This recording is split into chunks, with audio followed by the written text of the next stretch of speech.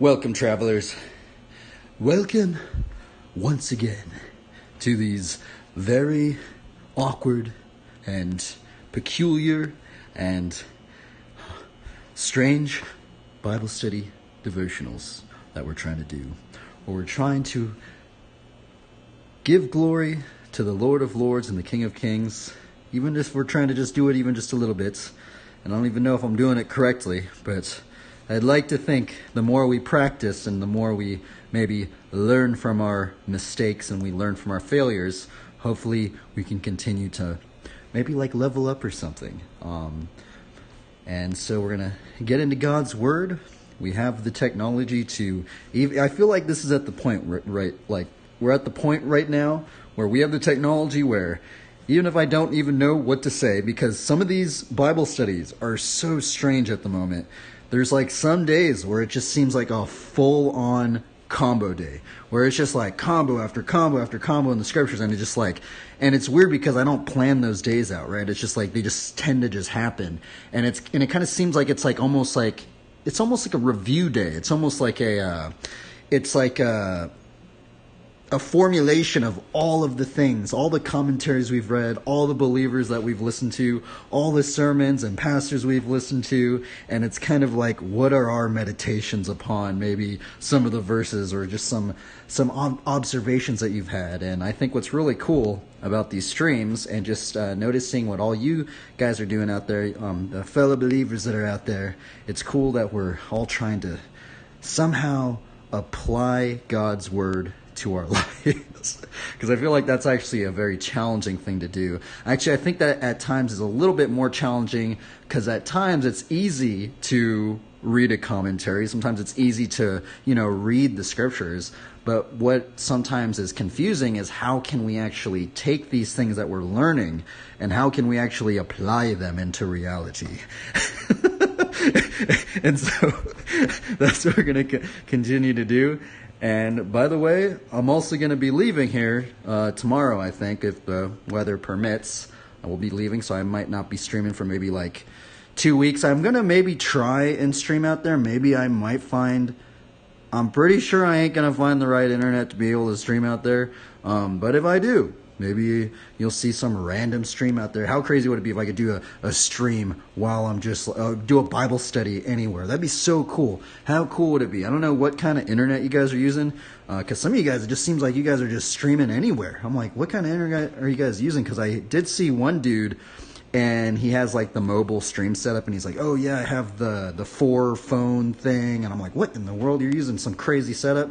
And that's what some of the IRL streamers are doing. But I think I see some guys and they're just using their phone. I'm like, man, you guys must have some interesting service, like some really good internet or something like that. But yeah, welcome in. We're going to learn more about the aspects of Flatland BMX, which there's many interesting mysteries. And if you're out there, I've only met maybe like 3 Flatlanders on Twitch. It's actually kind of hilarious. Actually, maybe 4 now. But the thing is that there are so many tricks in the Flatland realm with no how-to. So if you guys are interested in maybe wanting to make a how-to or something, I think the Flatland realm, it is in need of more just viewpoints and stuff like that, because I feel like if you go onto YouTube, right, you type in how to kickflip or bar spin or bunny hopper or something like that, right? There's like hundreds and maybe not hundreds, well, sometimes it seems like that. There's just a wide variety of just how-to videos on how to do all of these tricks, right? And what I like about that is I feel like it makes people learn those tricks faster, because, you'll listen to this one person over there, and they kind of recount it and try and teach you in their own kind of how they learned it or something like that. But then also you'll listen to somebody else, and then they bring up another thing, right? Like even like the bar spin and stuff. Some people have so many different techniques. I mean, there's the bus driver. There's one where you put your back end up on a ledge and you just practice the bar spins. I mean, it's so interesting. Some people say to put your feet on the cranks and kind of like push down. There's so many weird things, and then it's weird because then you'll watch a different video and they say something completely different, and you're like, huh, that's strange. And I feel like if you listen to the wide variety of all of those kind of techniques, hopefully one would stick in your mind maybe a little bit more, right? But yeah, anyway, we're gonna get into the Bible study. And today we're actually going to get into, I guess it kind of almost goes into some of the things from yesterday. Yesterday, we went into pretty deep into James 3, right, about our tongue, about the words that we use, and the impact of our words, right? So what's interesting is I think I may have done a Bible study maybe even a couple years ago or something. I'm going to be honest, I don't even remember it. The thing is that in James 3, it goes into something talking about how there are blessings and there are also cursings, right, from our words. And it kind of makes me wonder, I'm like, okay, well, is a blessing, right, the word blessing, right, is it just our words? Is it just our words that offer blessings? Like, is it just kind of like maybe a word of forethought, maybe a word of something from the Bible? Is it just us spreading the gospel? Is that a blessing? And I'm like, and I kind of started thinking about it. I'm like, I honestly don't really know what a blessing is, right? Now, it's kind of funny because if you go and observe a lot of RPG games, right, even like say WoW or something like that, or like, some of these games, a lot of these classes, well, I guess the paladin class, right, the paladin class generally, sometimes the cleric, I guess, and the priest, they have this ability of a blessing, right? And generally what a blessing in some of these, and now I'm talking about the role-playing aspect game, and I don't really know if there's any sort of connotations with the role-playing aspect of these classes and maybe even the Bible, but the thing is that's kind of actually where I first got introduced even into the word blessing. It's kind of strange, right? But like the class of the paladin, right? The archetype of the paladin. One of the abilities that they have, they can actually bless people, right? Like in WoW, you can have the blessing of might and, all sorts of interesting blessings and stuff like that. And so I'm just curious now, and I'm like, you know what? I really don't even know what a blessing is. Maybe is blessing just kind of like just something good? Can that just be considered a blessing? Just anything good? Maybe, right? I don't know, right? So that's what we're going to look into, right? And I know blessings can be pretty heavily with our words, right? If we can curse people with our words, and people can be under curses and stuff like that. Well, what is a blessing then, right? Maybe a blessing is anything that offers maybe some upliftment, some edification, maybe some encouragement, maybe some healing of the mind, maybe some soothing of the mind, maybe some tranquility or peace or restoration or renewing, and it's kind of interesting thinking about that, right? I think that it's so cool to think that even just with our simple word dialect, right, that we can maybe renew somebody's mind, or maybe not even maybe I wouldn't say it in that degree of renewing somebody's mind, but maybe just giving them a little bit more inspiration, or maybe even just a little bit more hope not to give up.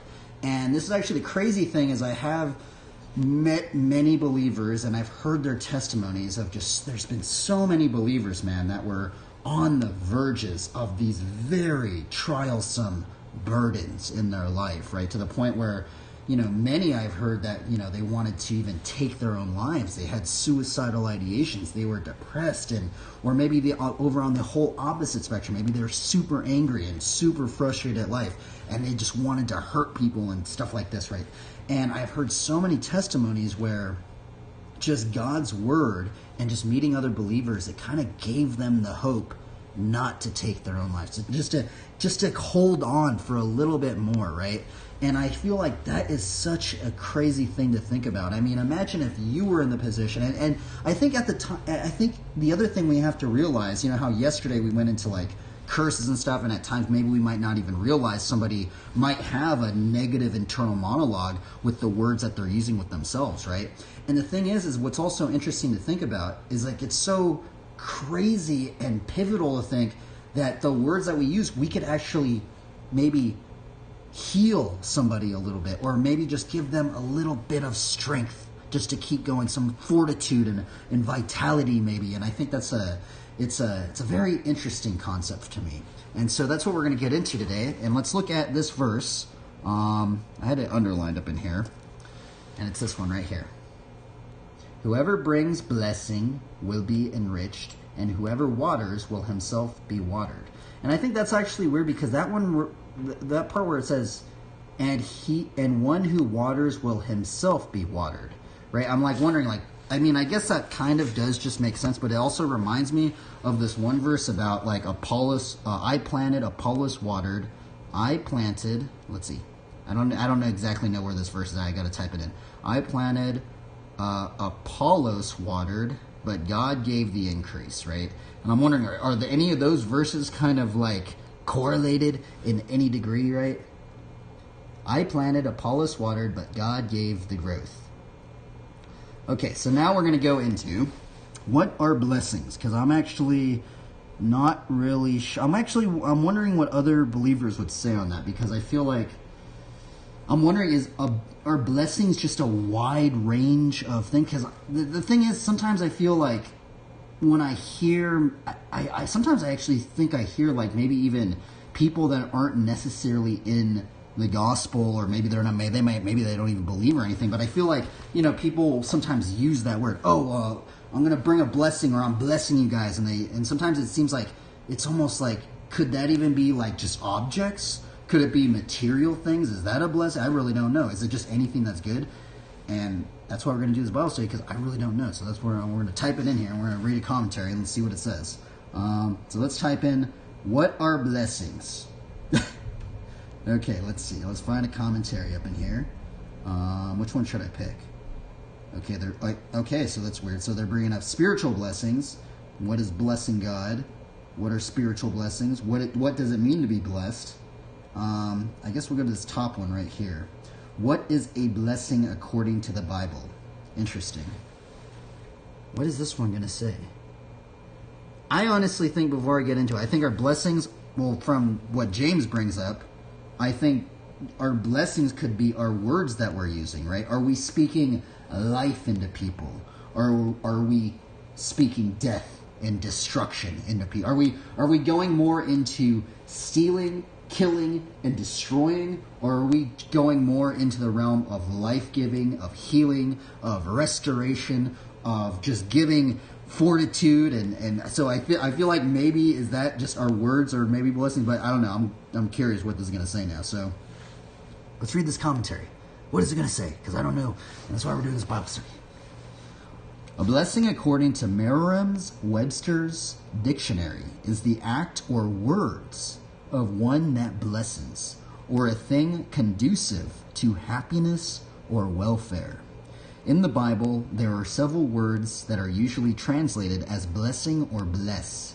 The Hebrew word most often translated bless is barak, which can mean to praise, congratulate, or salute, and is even used to mean a curse. What in the world? What is that? I mean, I don't know about that. That's kind of weird, but now let me underline this, because that's what this that's what this commentary just said. What in the world? I don't know. We just went into cursings yesterday, but I mean, are there like good curses then? Are there curses that are blood? I don't know, right? Anyway, Genesis 1:22. What does Genesis 1:22 say? And God blessed them, saying, be fruitful and multiply, and fill the waters in the seas, and let the birds multiply on the earth. Is the first occurrence when God blessed the sea creatures and birds, telling them to be fruitful and multiply in the earth. Likewise, in verse 28, God gave the similar blessing to Adam and Eve, adding that they were to exercise dominion over creation. When God called Abram to go to the promised land, Genesis 12, 1 through 3, he promised to bless him, make his name great, and through him to bless all the families of the earth. The blessings here are plainly associated with happiness and welfare, both for Abram and others. In Genesis 22, 16 through 18, God again blesses Abram and adds that blessing is due to his obedience to God's commands. Interesting, okay. God is not the only one who pronounces blessings. When Rebekah left her family to become Isaac's wife in Genesis 24:60, her family blessed her by saying, "May you increase to thousands upon thousands. May your offspring possess the gates of their enemies." When Isaac was ready to die, he pronounced this blessing on his son Jacob.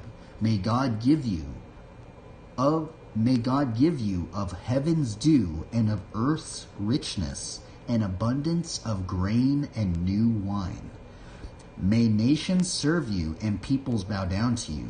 Be Lord over your brothers, and may the sons of your mother bow down to you.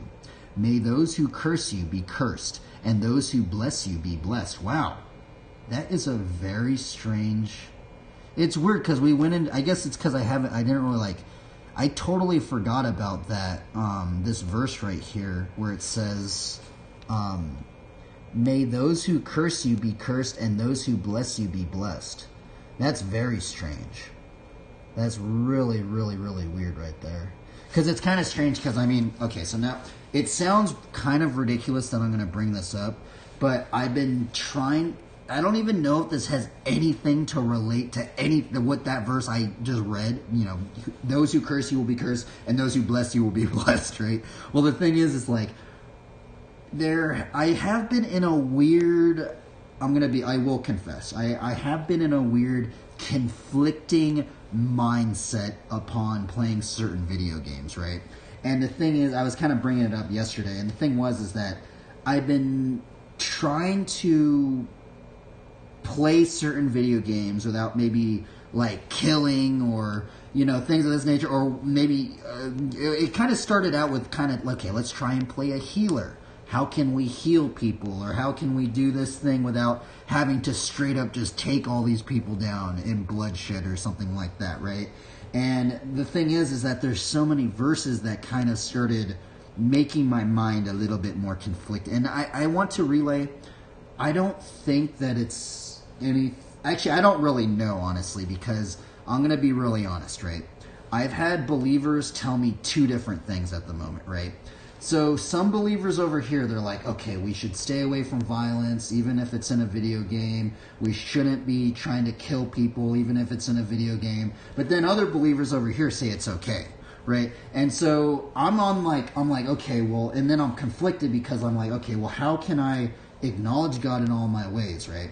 Because in Proverbs 3:6 it says, acknowledge God in all your ways, right? And so sometimes I get kind of conflicted, right? And I'm going to be honest. I've been kind of conflicted for the past maybe 3 years, maybe 4 years now. So what started happening is I started playing the healer. I used to never play healers, right? Well, I actually used to main a rogue. Just DPS, damaged unit, and then I started playing like the healing classes, and then I kind of just went straight up into the paladin class, right? Just straight paladin. Paladin's kind of like both, right? You can heal, but also you can do damage, and also you can tank. You can also be the tank, right? And the thing is, I started just leaning pretty heavily into that class. And the thing is that like now I've been in this weird realm because I have some believers telling me this over here, some believers telling me this over here, and now I'm just kind of in the middle. I feel like I'm just in the middle, where I'm like, okay, how do I appease all you guys, right? Because I don't want to cause any sort of divisions in the body of Christ, but I see some believers telling me this, and then some believers telling me this. So you know what I started doing is I'm like, okay, well, I'm going to start trying to heal on these video games and stuff like this, but also I'm going to play the video game normally, right? So I do have some characters where I just play the game normally, just like everybody else, right? You know how normal people, they just play the game. They don't really take a second thought of killing anything, or, just steal, maybe even sometimes stealing or destroying things and stuff like that. But then the thing is, then I have some other characters where I'm kind of trying to play it more of the pacifist role. And I don't even want to say pacifist, but that's what people on Twitch and like the gaming community calls it. They call them pacifist runs, and the pacifist run is where you don't kill anything, right? And there's actually a lot of interesting like competitions where a lot of people try and play the game without killing anything, or like trying to harm anything, or steal, kill, and destroy. Basically those three things, right? They're trying not to do those things playing the game, right? And it's just super interesting, and I'm like, man, it's so weird. So the thing is that why it's kind of reminded me of this, why that kind of made me think of that. May those who curse you be cursed, and those who bless you be blessed, right? Well, I never actually knew you could play Diablo 2 as a pacifist, but if you play a paladin in Diablo 2, what you can do is you go out and you have to find these skulls, right? You have to find these skulls, and you have this socketed shield, right? And this is actually why I put the skull in that shield of the drawing the other day. And the thing is if you put the skull in this shield, it sounds really weird, but the thing is that anybody that attacks you, they attack themselves, and you don't actually hurt anybody. They're actually just hurting themselves. And I'm just like, man, and that's actually how you kind of go about playing the pacifist in Diablo 2. And I'm like, what in the world? Whoever like thought about that is just super strange. And then like it's also not only they do that, but they also have this aura called like thorn. So anybody that hurts you, they actually just hurt themselves. And it's just kind of weird because it kind of just reminds me of that verse right there. May those who curse you be cursed, and those who bless you be blessed. And that's what's so weird, is just reading that, it's just made me think about so many things. Now the other thing is I also want to relay, I personally, I'm kind of on the fence. I don't know if like it is okay to kill, steal, and destroy in a video game aspect, or should we be trying not to do these things at all in any sort of aspect. And it's just kind of weird because I have believers telling me different things, and I'm kind of, I'm split at the moment, right? Because I don't even know. I don't know if I should do that, or if and so what I do now is I just kind of just do both.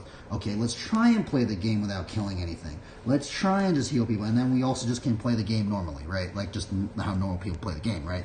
And so that's kind of what I've been doing. If any of you guys have any thoughts on the matter, it'd be very interesting to hear, because I've been getting different answers from believers, and I'm just like, okay, I'm just going to do both of it. I don't know what to do, right? So let's keep going now. Oh, let's see here. Legendary Frank, what's up? Dedicate this next bonger. Who says that the right answer could be, unless the Lord somehow tells you himself. I guess that's the thing, is it might even be like your own moral conscience, right? But I will be honest, I have been very conflicted, like more than I'd like to admit, and what's also weird is then it's also strange because then, I don't know, it's just weird. It's just odd. But I'd like to just say I'd like to try and acknowledge God in all my ways, so I'm going to try to acknowledge God. And then here's the other conflicting matter that I have is like, okay, so God tells us that we should love our enemies, right? Like we should we should love our enemies, and like blessed are the peacemakers, and blessed are those who, like, we should be seeking peace, and we should be pursuing peace and stuff like this. But then some believers tell me, oh, well, a video game's not necessarily, that's not real life, right? So since it's not real life, it doesn't apply to us. But then it's weird because then some believers have went, okay, well, if it's okay to kill, steal, and destroy in a video game, is it okay to lust in a video game? Is it okay to be like promiscuous in a video game if it's not real life too? And so, I don't know, it's just kind of confusing, right? So now, it like, say, like playing GTA or something like that. I actually never got into that game. I was never into that game. I just was never really about that game, but the new one's actually going to come out, and I'm curious to hear. I'm pretty sure there's going to be a lot of like Christian people talking about, like YouTube people talking about that game, because I think it is going to be very strange to hear what believers start saying. Oh, is it okay to do that? Is it not real life? But then here's the other thing I've heard some believers say is that because of our technological advancements that we have in our society and how we have like VR and stuff like this, when does it become to the point where the graphics become so advanced to the point where it almost seems like reality. Where it's getting closer and closer and closer, where we're having a harder time even distinguishing what is fake and what is real, right? And also what I haven't heard some believers talk about. Okay, well, how does these affect our dreams? Because I'm going to be completely 100% honest. When I played like WoW for I used to play it so much, man. I mean, I still have my subscribe. I still play every now and then, right? The thing is that when I played a lot of these video games, I'll actually start dreaming about these games. Like, I literally would dream about playing some of these video games, right? So yeah, I don't really know. And so if you were to ask me what is right and what is wrong on that aspect, I don't know either. You would have to ask some believers, because from my understanding right now, some believers say it's okay, some believers say it's wrong, and I don't know. I just say try and do both of it if you can. Try and play a pacifist. Try not to kill, steal, and destroy. Try and acknowledge God in all your ways or something like that. But also, maybe if you're playing with your friends or something like that, maybe you can just play the game normally, and maybe you shouldn't stress about. I really don't know. I don't want to say, and that's the other thing, I don't want to say anything wrong.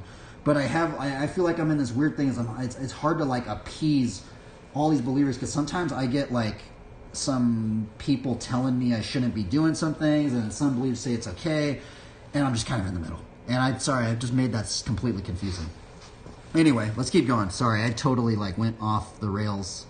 Maybe not off the rails. Maybe it is something that I should be brought up. And I'm kind of curious what other believers would think about that. But anyway, let's keep going.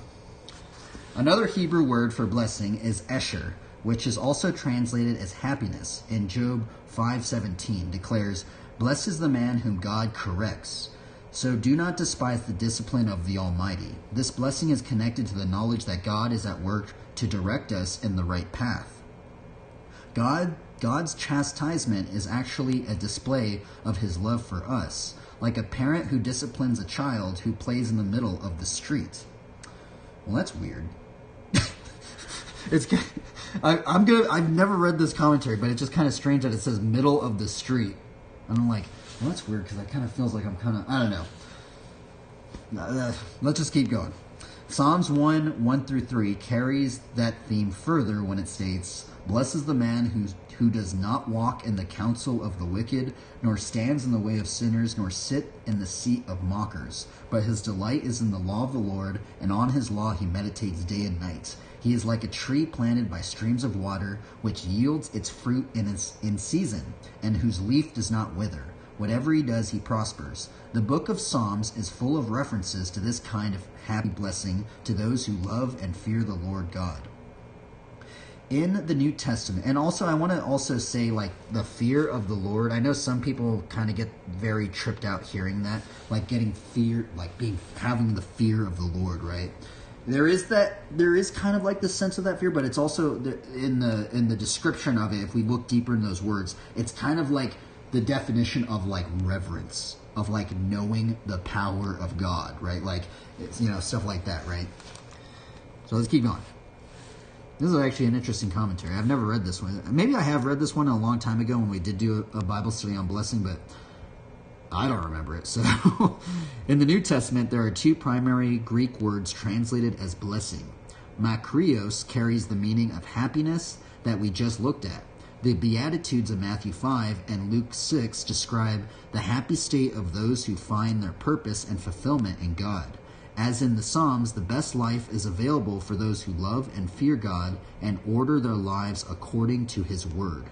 Romans 4:6-8 ties this happy blessing to those whose sins are forgiven, for they know the relationship to God has been restored. Elogio, I don't know how to pronounce that word, elogio, focuses more on good words or the good report that others give of someone, and also describes the blessing that we say over our food in Matthew 26:26. This word is where we get our English word eulogy, in which we speak well of one who has passed away.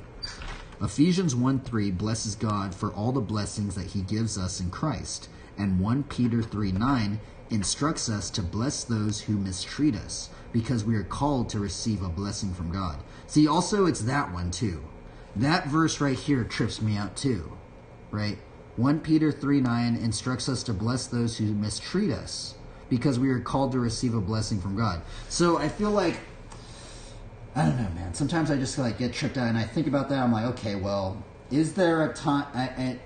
I know I maybe shouldn't even think about it in a video game aspect. I honestly, I feel like maybe that's where I'm getting things.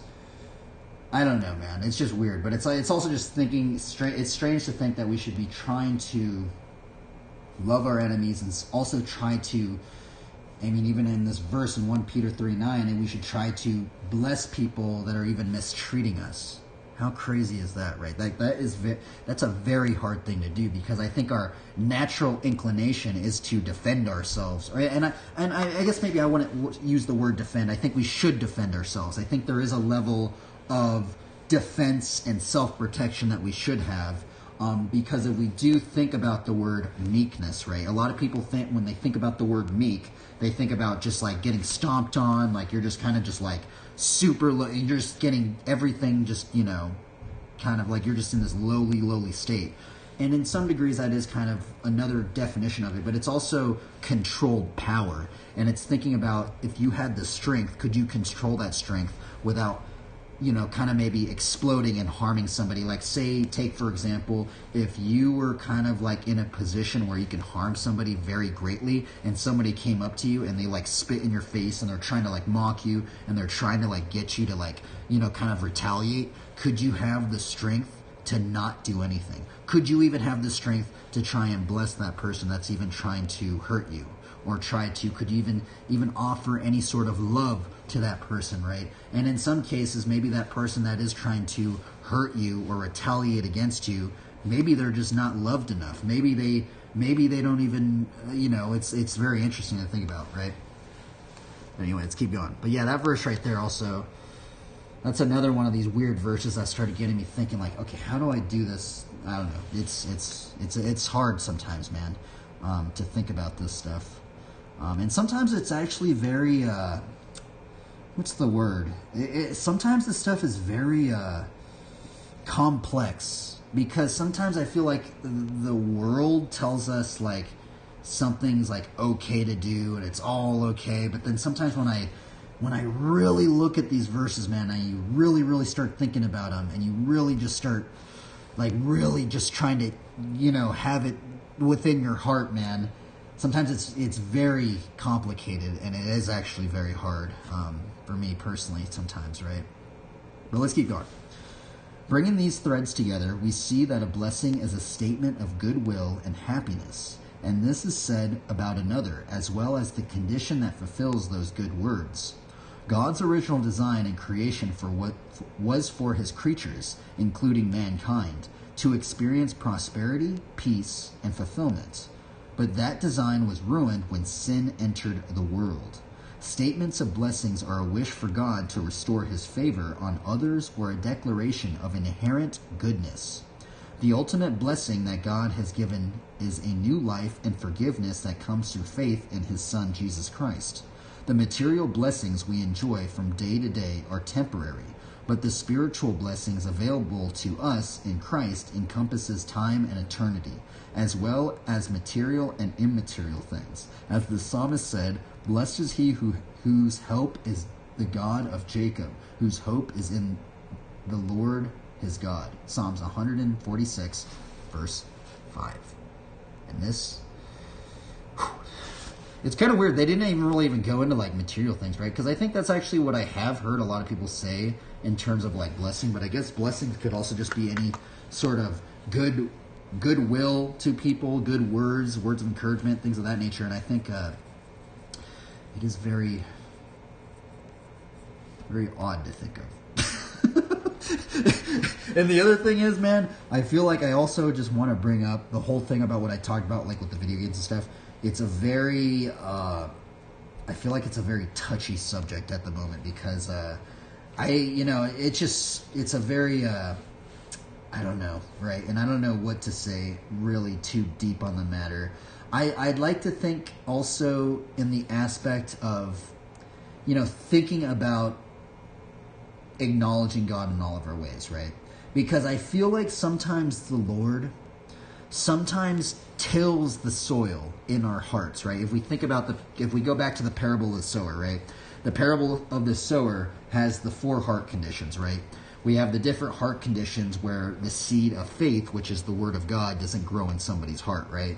Now, sometimes I'd like to think about the Lord Jesus Christ maybe tilling the soils before the seed gets planted in people's hearts, right? So take this, for example, right? Sometimes I wonder if God uses very subtle means to maybe promote something that is holy, or maybe even maybe even start the start of the subtlest seed of faith in somebody's mind, even if it's just the littlest thing, right? Maybe it's completely unorthodox to most people, right? And I'll bring this up, and I brought this up many times, and I'm going to bring up the aspect of even just say, for example, some of these RPG games like WoW, right? One of the things that I started noticing because of some of my friends that were believers, that I started noticing what they were doing, is that they would always play the Paladin class. It sounds ridiculous, right? They would always pick the Paladin class in all these RPG games, right? And I understand why, right? Because like if you play the Paladin, you know, I'll just bring up the Paladin spell sheet right now, right? Paladin, WoW, spells or something like that, right? The thing is that if you look at some of this stuff, like some of the spells are like healing and like devotion aura and like consecration aura, things of this nature. And let me type this in here. And the thing is that I feel because of that, and because of there's some like things about just how the word usage, you know, like word of glory, hammer of justice, flash of light, there's, you know, divine shield, all these like different things about, you know, they got holy light right up in there, right? Cleanse and all beacon of light and all divine protection and all these things about, you know, all this stuff right up in here. And even like lay on hands, right? I feel like that is even maybe something, I think that's actually maybe even something within the scriptures. I don't know exactly where that's from, but I might be wrong on that. But, you know, things of that nature, right? Because of this, I think that there is the level of when people are given the choice, right? Imagine if you had no other choice. Imagine if every single believer right now, right? We're just like, okay, let's all play a video game. Everybody, we're all going to play a video game or something. Let's all play WoW or something like that, right? What class would most of these believers, ultimately, if you had the choice, right? What if you had the choice of options? What if you could play like a demon? Would believers want to be playing a demon? I don't really think most believers probably want to be playing a demon or like some sort of devil thing, or, you know, like some sort of evil maybe class or something like that, right? The thing is that this is why I think I meet a lot of believers, strangely enough, that play the paladin, that main paladins, right? That's why I started playing the paladin. That's why, and it's so weird, it's like, and not only the paladin, but it's like, you know, clerics and priests and other nature classes and things of this nature. And I think that could, no, you have to take this with a giant grain of salt. I don't know if it's actually right, but sometimes I'd like to think that God is maybe tilling the soil in people's hearts just to kind of like maybe show like an archetype. And the thing is like I'm wondering if there is something inherently about these archetypes of these RPG classes that maybe even translate into people's personalities, right? Hammer of Wrath. That's funny, huh? But yeah, so that's, you know, and then look at all this. And we got, we're still on the paladin thing, right? We got blessing of sacrifice, sanctified plates. Oh, I don't even remember that spell. What is that? What is sanctified? What is it? And so what's weird is, let's just type this word in. What, sanctified definition. What does this mean, right? This means set apart or declare holy. That's weird, right? And it's so strange because like I never even like knew that, right? And it's weird because look, we could even type this in. What's that second definition on there? When you type that in there, boom, second definition, it brings in the Bible. So I'm wondering, is this a way to somehow plant a little seed of faith, right? Just even, and I know it could be subjective to what people might think. And let's just read this. What does this say? What is the biblical definition of this? It says sanctification, or in its verb form, sanctify literally means to set apart for special use or purpose. That is to make holy or sacred. Compared, therefore, sanctification refers to the state of process of being set apart, made holy, as a vessel full of the Holy Spirit of God. Right? And it's just so weird. It's like, well, why would they use that word for this RPG game? They said sanctified plates, right? And so I'm wondering, like, it's just very strange. Right? And I know it makes sense. If you guys know, most people on Twitch know about RPG games, right? But it's just very interesting thinking about it, and it's very odd. I mean, even let's just read some of these other spells up in here, right? Strength of conviction. I mean, I feel like even conviction is something in the scriptures. Judgment of light, seal of might, divine purpose. That sounds like something, and it's just very odd, right? And look at that, faith's armor. Holy moly! Divine toll, seal of the crusader. And it's just very strange, right? Holy shock. Look at all these things, man. Yeah, there's a lot. Like, look at all these. There's a lot of them, man. A lot of this stuff, right? Divine glimpse. Interesting, right? Now, what's weird about a lot of this stuff, especially with certain RPG games, is that just like I showed you about, like, I didn't really know what the word sanctified meant. I really didn't even know what that word meant. Well, that was what was weird is I saw that word right there. I'm like, okay, well, I think that's something I heard in the scriptures. You type it in, and what does it start bringing? It actually starts leading people into biblical definitions and then verses and stuff like this. So, I don't know. It's weird, right? John the Baptist was sanctified. Interesting, huh? What do you think about the video game stuff, Joe? I'm curious, because it's just weird because I have believers telling me different things, and I want to appease I want to not. The thing is, I feel like I'm in like a weird. I feel like I'm in a weird crossroads or something. I feel like I want to not cause any sort of divisions in the body of Christ, right? But it's like, man, I have like believers telling me this, I have believers telling me this, and I'm like, I don't know how to make all you guys happy. And the other thing I want to bring up is when I would draw some of my armor of God.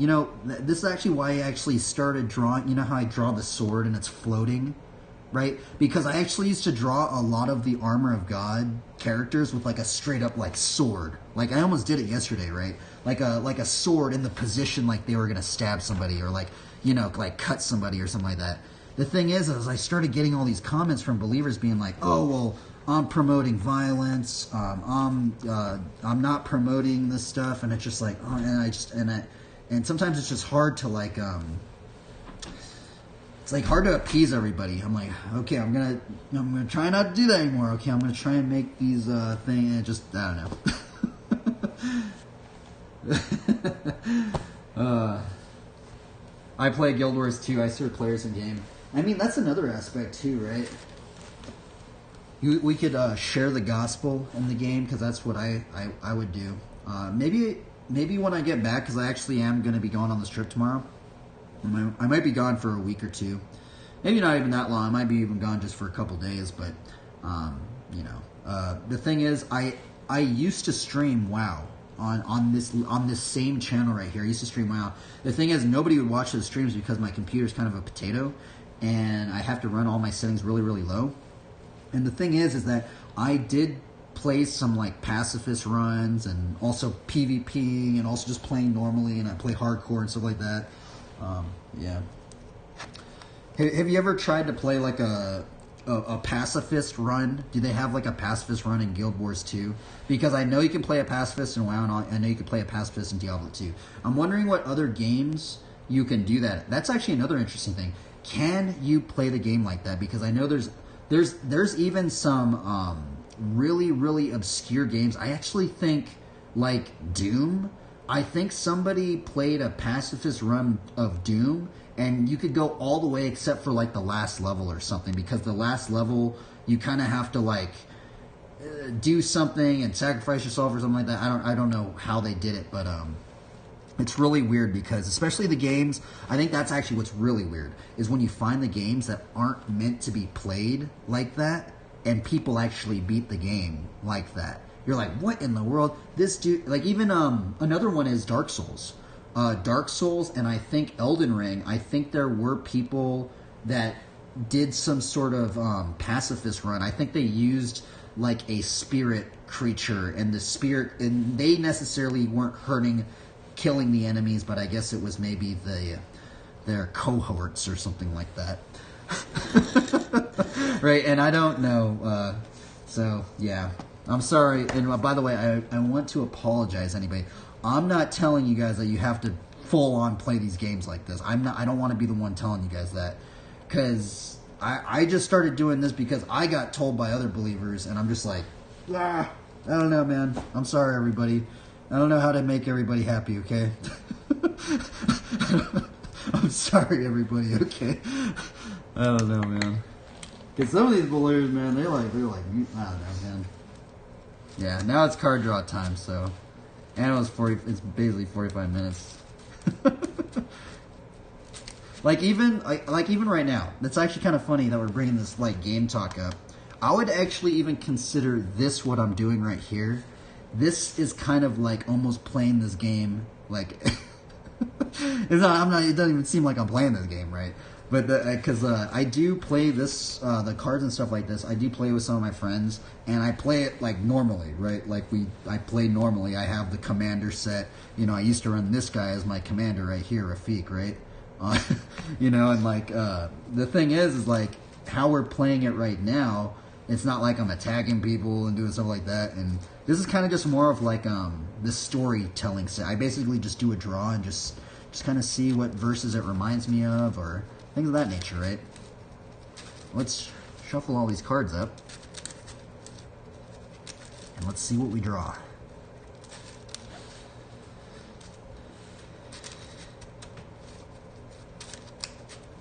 The other thing is I also want to relay as well. I think there is...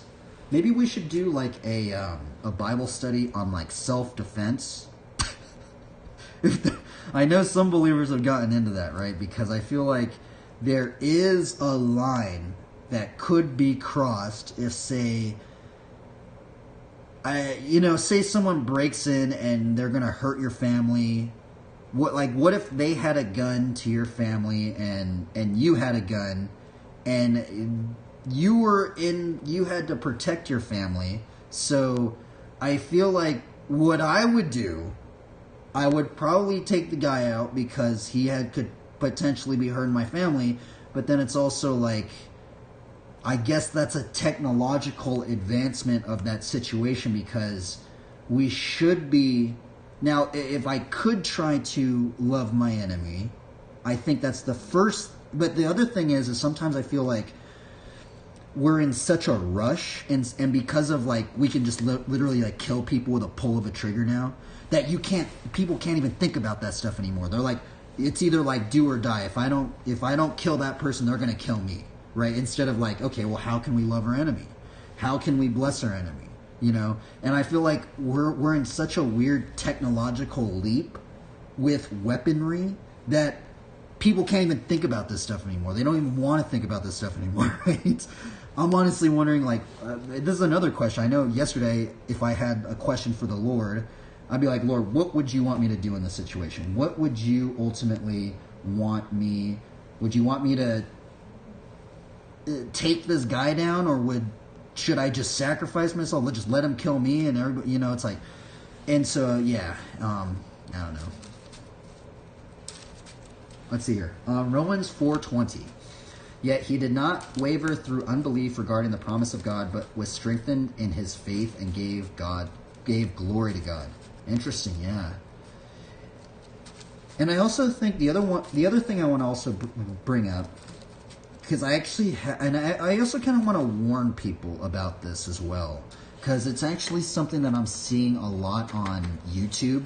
There is kind of like a weird kind of, I wouldn't say weird, but there is a Christian sphere on YouTube, right? In terms of, I would almost consider them like kind of like Christian influencers or something like this, right?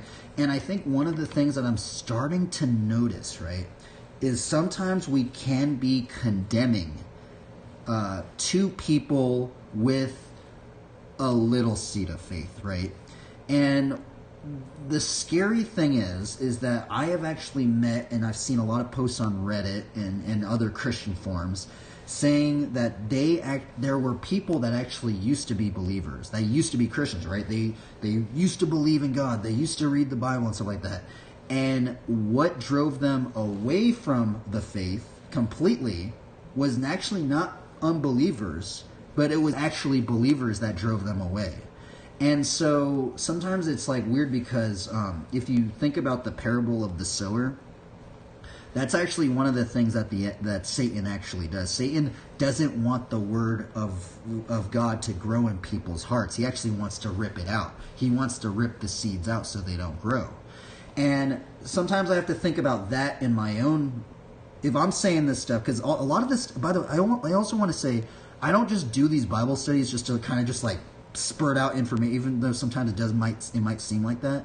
A lot of these Bible studies are also just I'm struggling with these things myself. Like I need to do these Bible studies because I don't even know a lot of this stuff in these Bible studies, and I'm trying to get a little bit deeper into the lore, so hopefully I could better understand it and better communicate it and maybe better hone my words. So if I meet anybody else out there that might be struggling with the same thing that I'm struggling with, maybe I could help to offer some more edification or some upliftment or just some encouragement, right? And hopefully, I'd like to hope that we're on the side of not ripping out people's faiths, even if it's a little seed of faith, but hopefully we're on the side of cultivating people's faith and growing and sowing seeds instead of ripping seeds out, right? And I probably make no sense whatsoever, but if you study the parable of the sower, it goes heavily into that. So let's cut this and let's see what we draw today. Man, these Bible studies are brutal, dude. People probably just think I'm crazy. Oh well. We're going with it. First card of the day, interesting. Huh. Alright. Wall of Reverence. This card again. Now what's actually very strange about this card, this artist right here, Wayne Reynolds, he actually started doing a bunch of like art that kind of like promoted the faith a bit, and I thought it was very mysterious because that's actually why I had this card. I'm like, man, that guy's kind of like making the sign of the cross, right? And I thought that was cool. That's why I actually bought this card. I literally went to the card store, and this wasn't one I just like pulled from a pack, right? Like I opened up the pack and I find one. I went there and there was like binders. Like you can go to the card store, you look through these binders, and this is actually one that I was like, dude, I'm gonna get that one, and I did. Okay, so number 2, man, this card again. We drew this yesterday. Steward of Valoron. Number 3, interesting. Cradle of Vitality. So this is actually the weird one. My friend, my believer friend, that actually played a lot of Paladins. Actually, the very friend that I talked about in the stream, I didn't bring his name up or anything, but he played Paladins basically since I've known him. He gave me this card on my birthday. Gnarly believer friend. Even when I wasn't a believer, that's just the most hilarious part about the whole situation. There was a long time when I wasn't even a believer, bro. And he always was kind of a believer. That's kind of the strange thing. And he gave me this card. Which I think there is some sort of weird life gain combo. Whenever you gain life, pay 1, 2. Huh.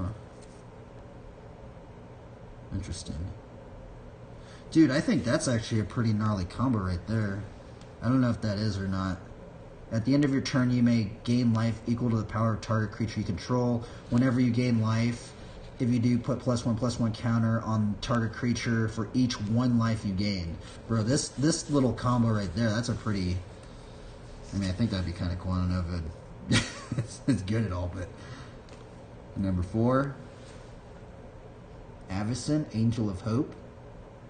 I actually think I pulled this card. I don't know if I bought this one. Maybe I did buy this one. I can't remember. 5. Got a Plains. Interesting. Look at this. We got the card with the Bible verse on it. So, by the way, this is the first time we're drawing this one, because actually, that's why what's actually really weird about this game is that way back in the day, they actually put some Bible verses on some of these cards. And the thing was, is I was running proxies of some of those cards in my older, the light green set. But this one, I actually ordered the legit cards. This is a legitimate one that with the Bible verse on it, right? And let's show it on the thing. It's kind of cheesy, but like, it's just weird that it has a Bible verse on it, right? Or part of a Bible verse, I guess. It says Knight Errant. That is the card name. It's probably a really lame card. I'm pretty sure nobody would even run this card. But the reason why I'm running this card is because it has this right here. It says, before honor is humility.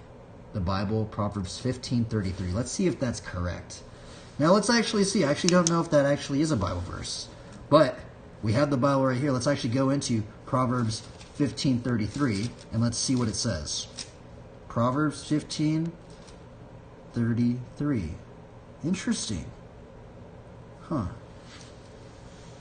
I think they're using a different translation, but it says, the fear of the Lord is instruction and wisdom, and humility comes before honor.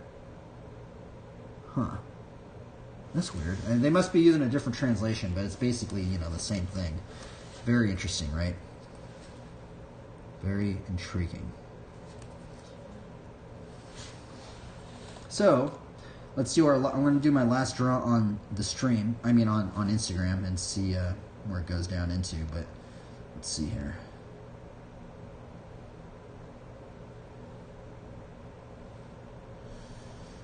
Okay, let's see here.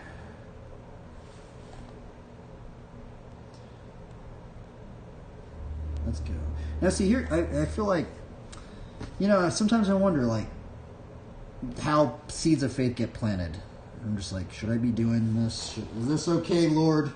Is this okay for me doing this, all this stuff? Sometimes I actually really question and wonder on that as well, right?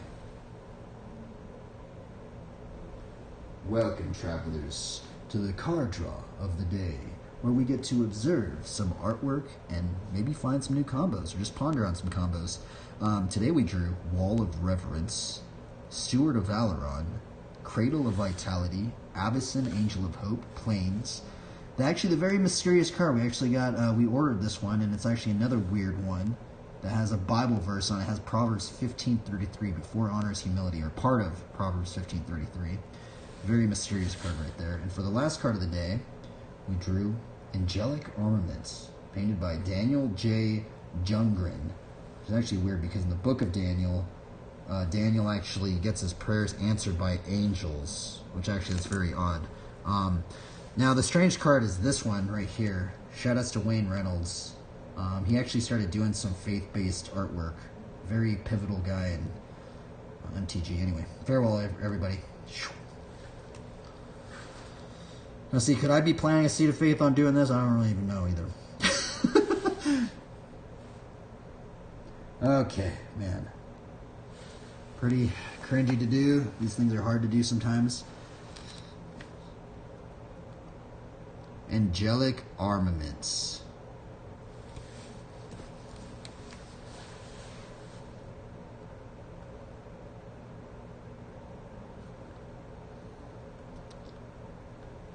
Alrighty, and now we're going to ride our bike.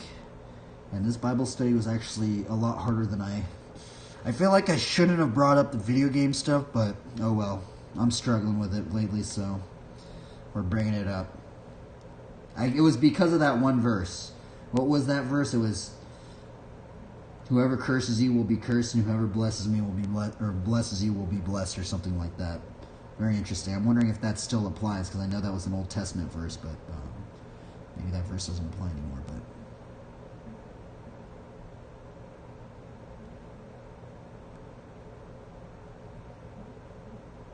little squirrel.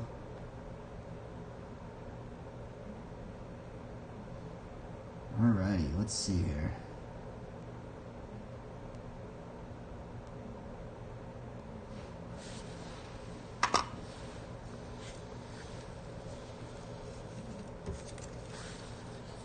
I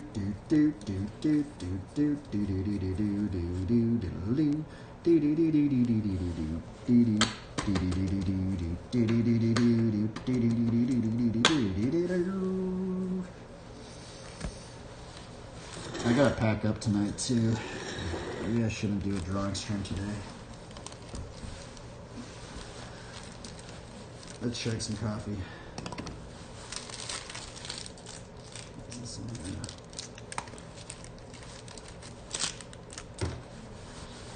I actually bought some packs today. Okay, let's see here.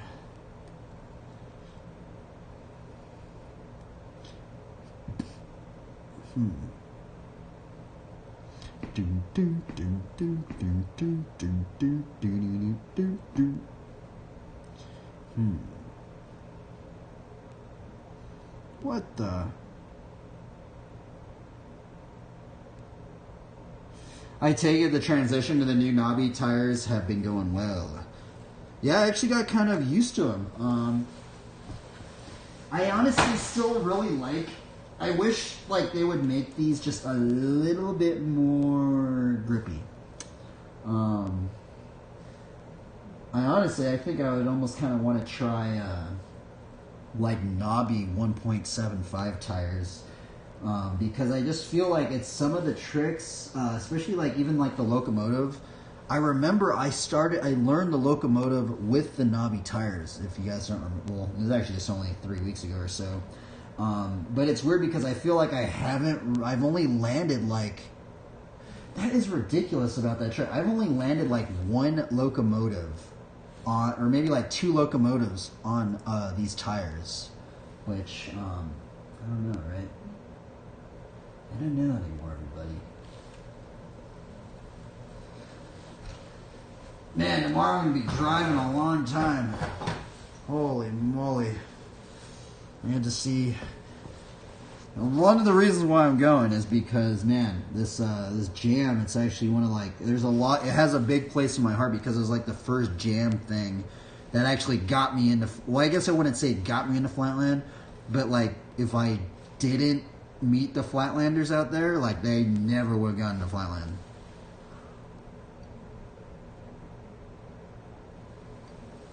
There's this, the other weird thing is like, I don't want to bring up the name because I don't know if he would want me to bring up his name.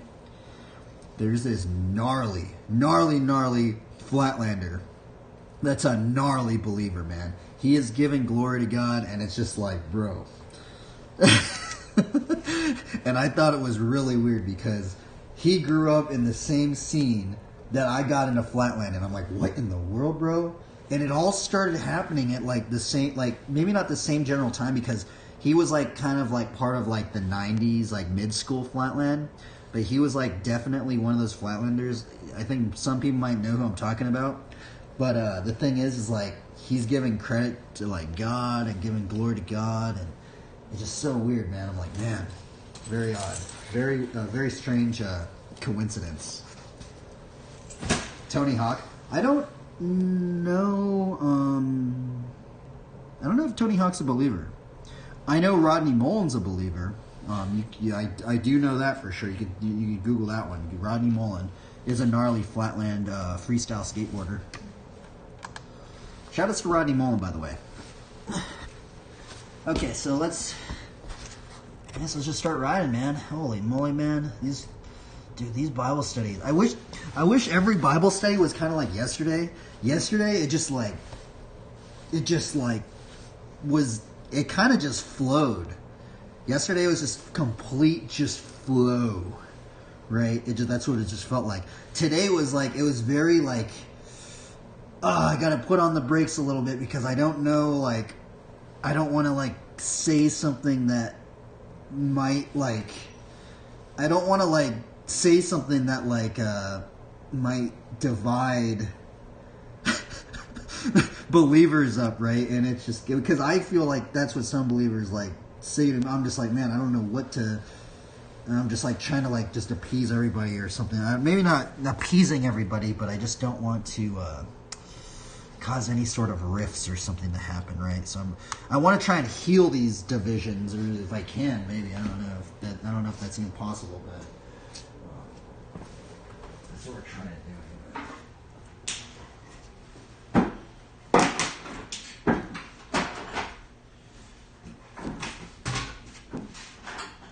Today I'm going to practice some tricks. I want to land a backyard no-hander or a locomotive. I'd love to land one out there.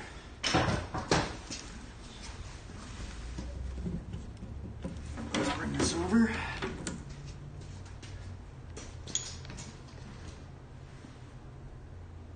So cold out. It is kind of cold out, huh? It's cold over here too. Cold in the garage. But once I start riding, I feel like once I get the blood flowing, it actually gets kind of hot. Okay. The signature combo? I don't know what that combo is, honestly. I guess it would be a stick beat. That's weird. This thing like barely charged up.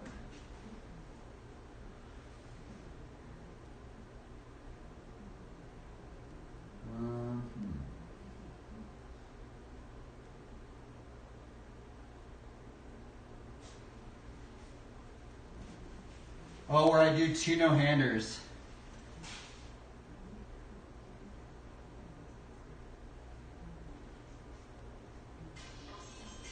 You gonna get a bike lens? Dude, you should just get a bike lens there, Frank. I think we should just get a bike. These are honestly way safer than the motorcycle. You can practice it in your house and stuff. Apartment.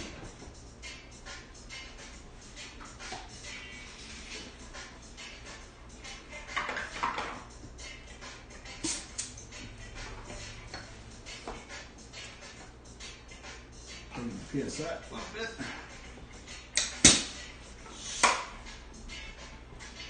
I should maybe do some bike maintenance. That's right.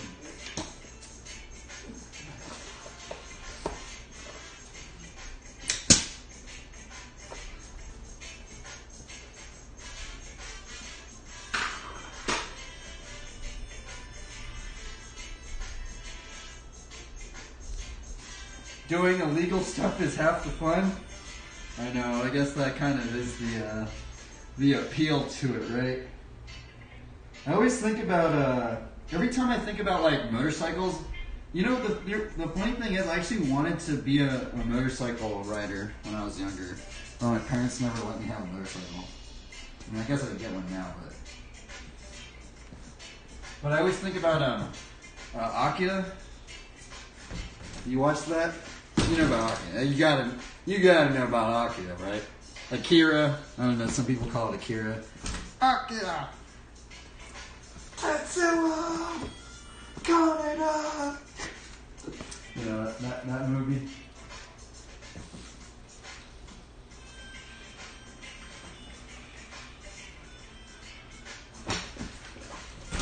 Ooh.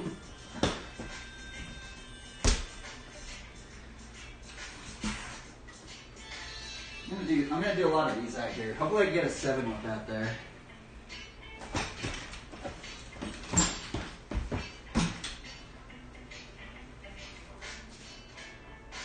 Of course.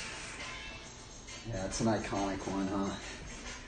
I love the first part of that anime. Like when they're in the city and it's just like all grungy and stuff and they're like going in there, you know, like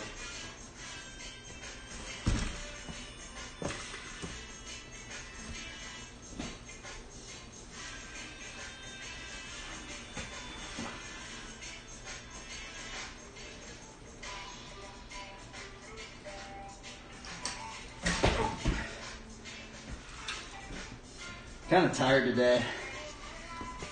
Like yesterday I was on it, dude. I was like full octane yesterday. Today I'm kind of tired.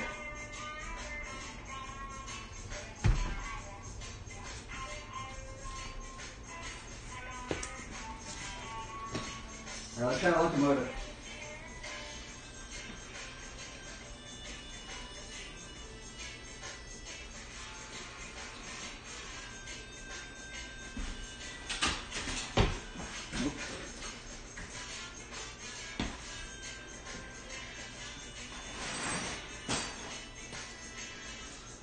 another. I wonder if there's any other like animes with like bikes in it. I can't like think of one on the top of my head. I mean, I guess Pokemon had a bike in it, I think. Pokemon!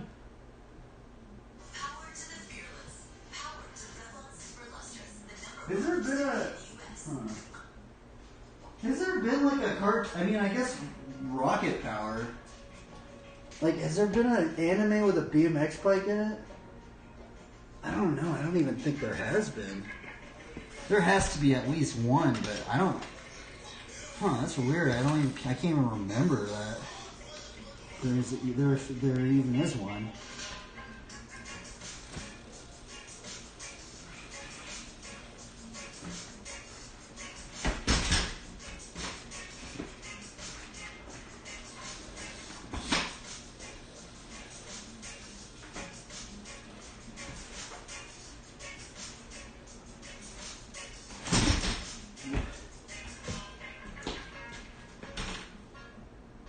That trick's fun, man.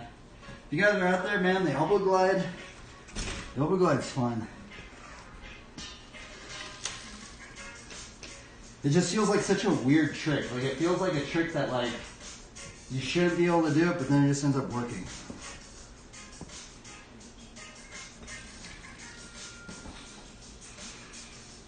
I need to be practicing tricks I'm going to do out there.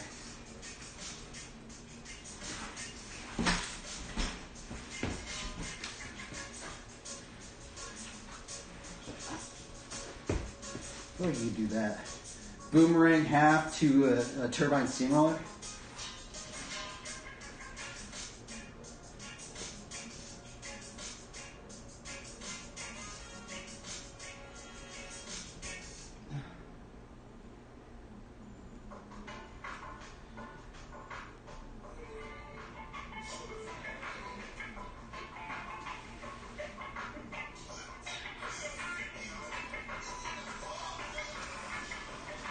I guess we can practice this combo too. This is kind of maybe a combo I want to do out there.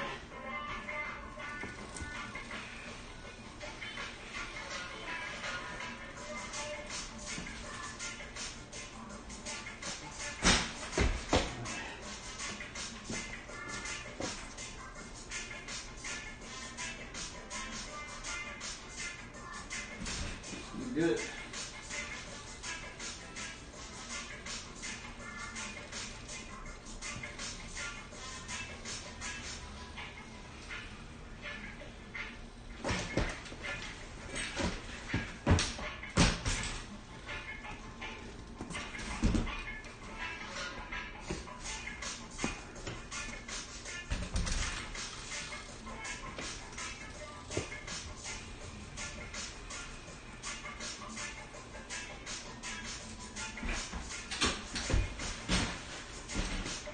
We gotta land one of these.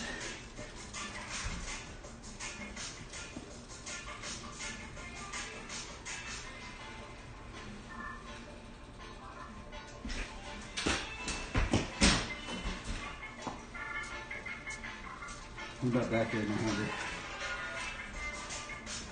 I feel like the backyard no-hander is easier than the locomotive. I wonder if that's what other people would say. And I'm pretty sure it is. It's just easier to like kind of get into it.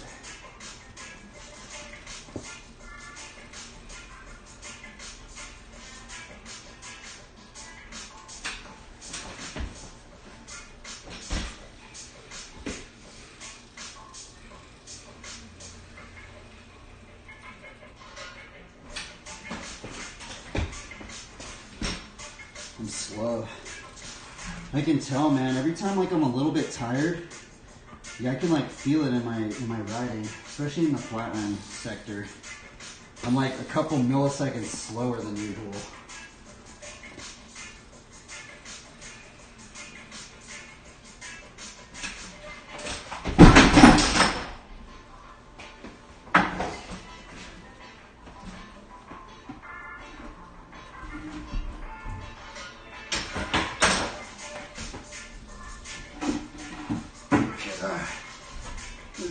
up.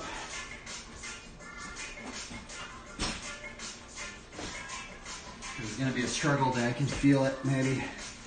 I guess most days are struggles in the flatland realm. But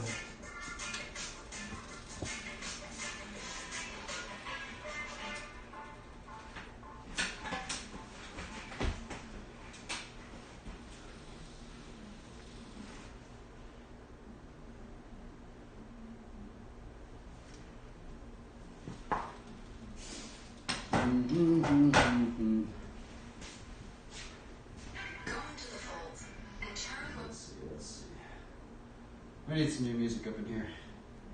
If you guys have any, by the way, if you guys want to have a lot of views on YouTube, you make copyright-free music. It seems like so many people are trying to find copyright-free music, including me. I'm trying to find copyright-free music too.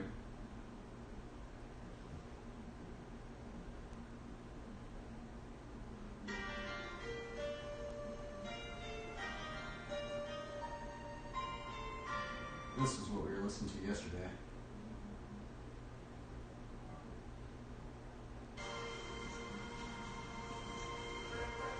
Some copyright-free drum and bass, which is actually kind of hard to find. Like good, well, like I guess drum and bass that I like. There was a lot of drum and bass that was copyright-free, but then like they copyrighted it. It was weird. Like 3 months later, they copyrighted it.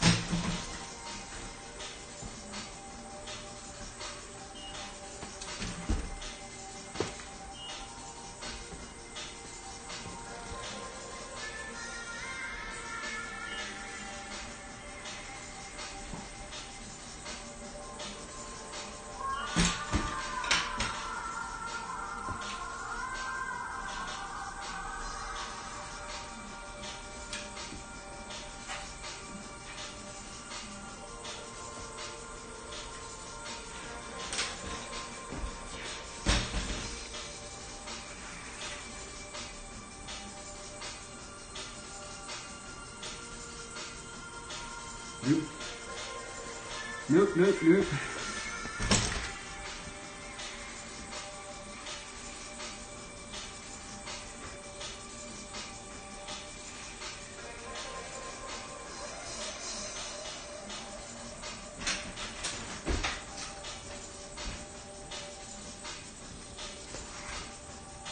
It feels way harder today.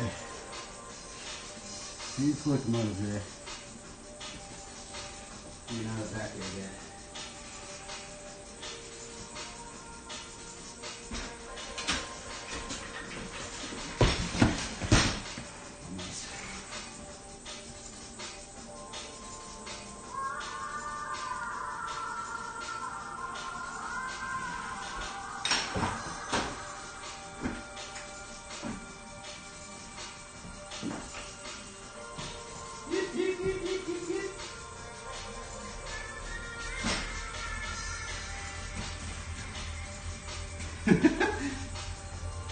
Just do some cheesy lines. No-handed, lifting our hands up lines, I guess.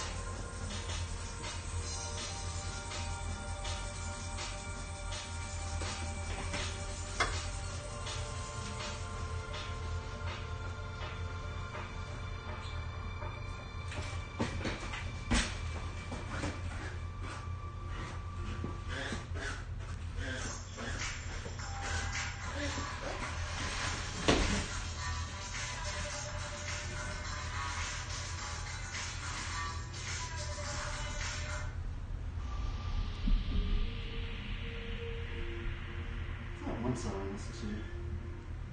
That was it, what it was.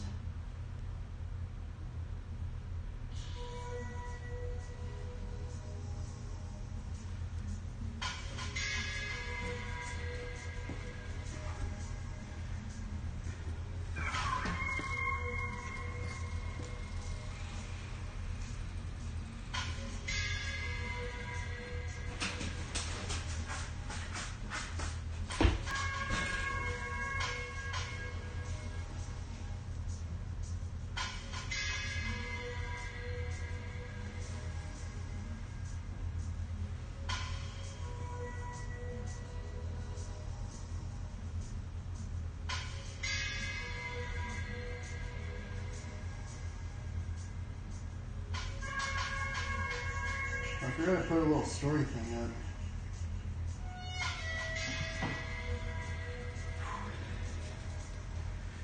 Tired, but I'm gonna keep riding.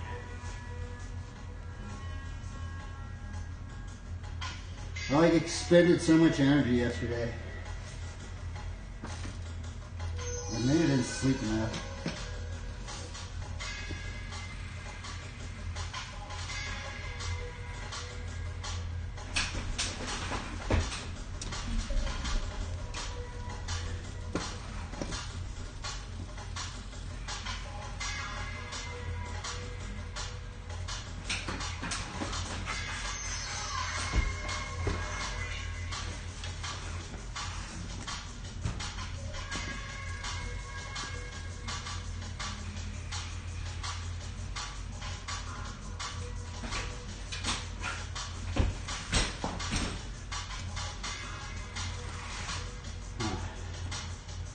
Why are these tricks so hard?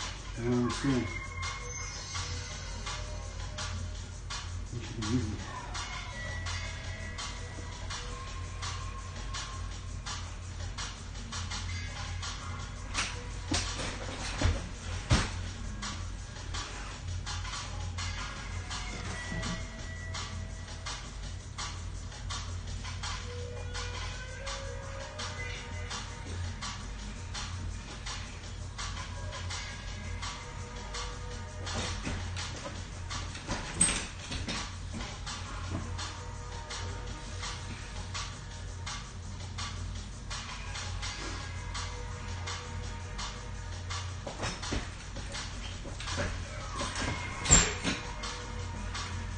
Triple.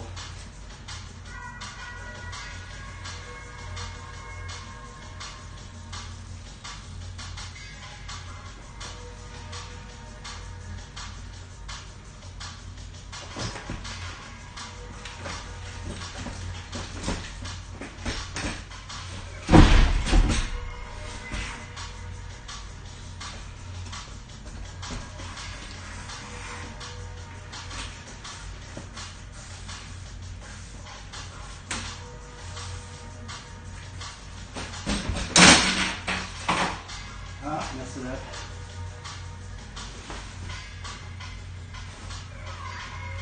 We messed it up. I'm almost aligned.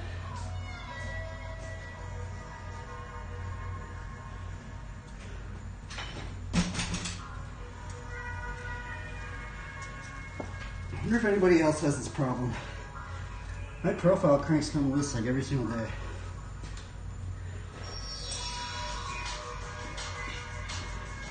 Like, I always have to tighten these things up.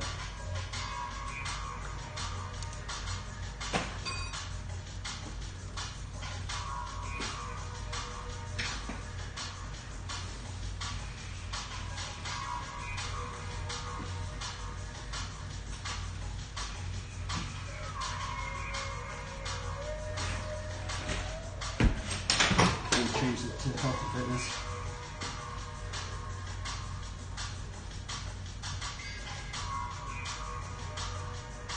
I feel like I'm on a gnarly plateau. I guess I always think that. I'm just like, I feel like I should be at a different level. Flatland, but no worries. Keep having fun, I guess. Trying to.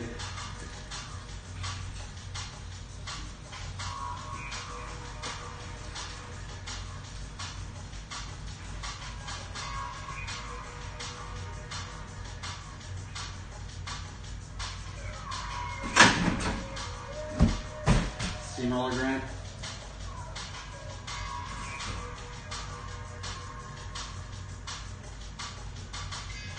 Steamroller grind.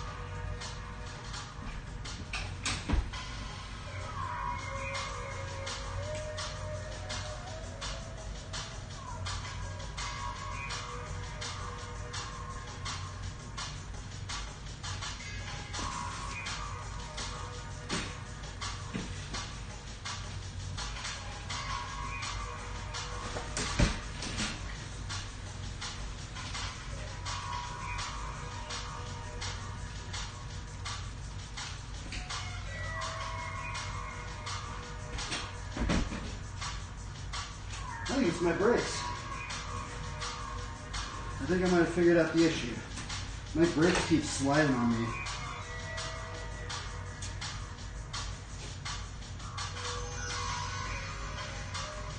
My brakes. And that's probably not my brakes, but.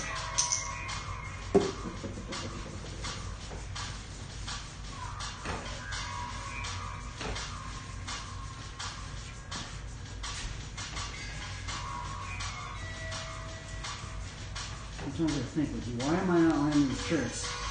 Is it just like my bike, or what's going on?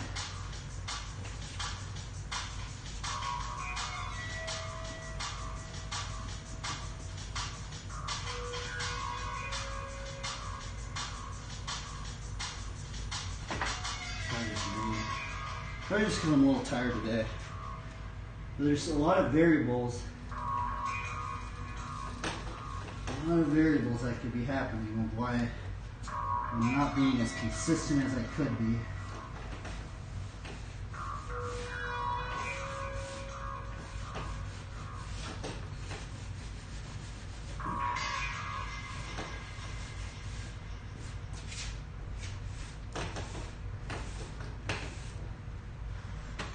For a little savings, Specialist Miller buys in bulk.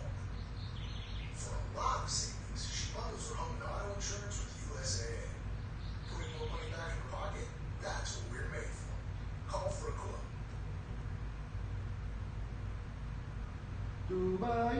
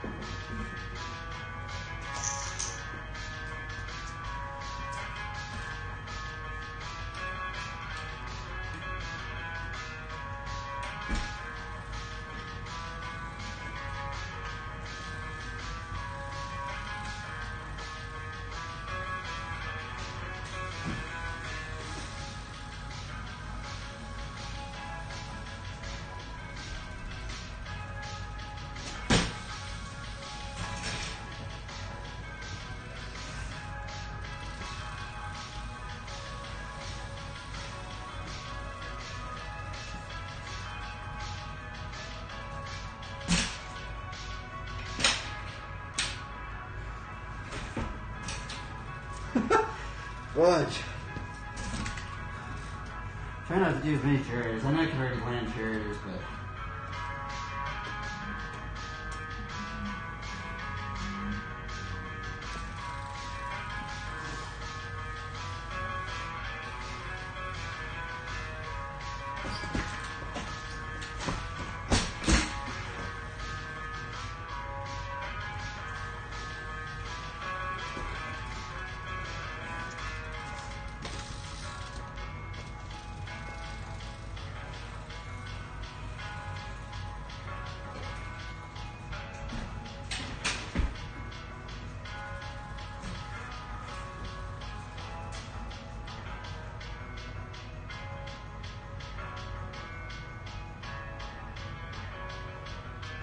Oh,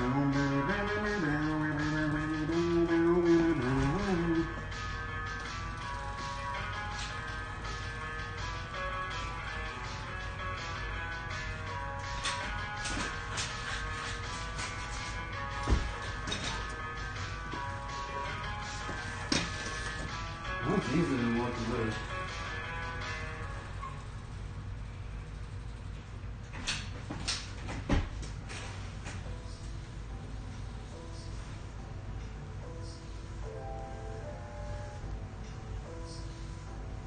What is this? Weird song.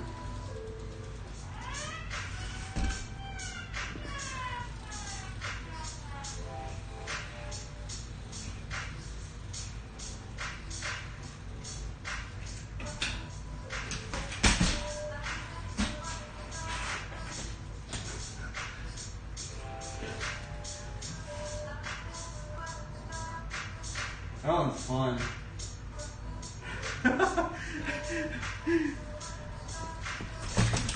We just gotta have fun. Let's not be too serious. Gotta have fun. We need to have fun. Fun, fun, fun, fun.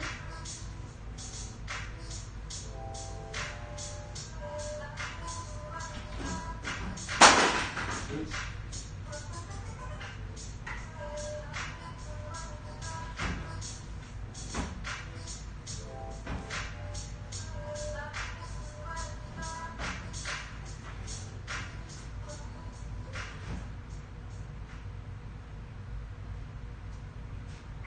The best time to get a recess? Anytime. Anytime. The most recent all the time.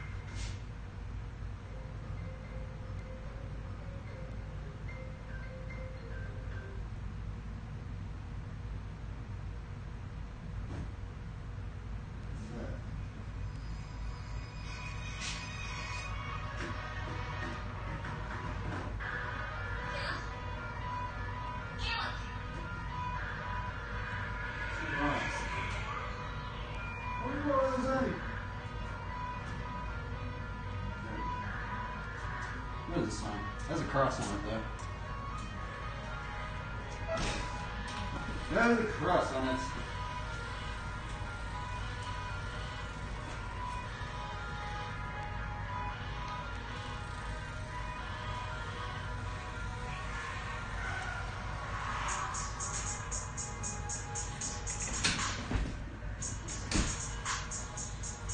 What about this beat? This beat's weird.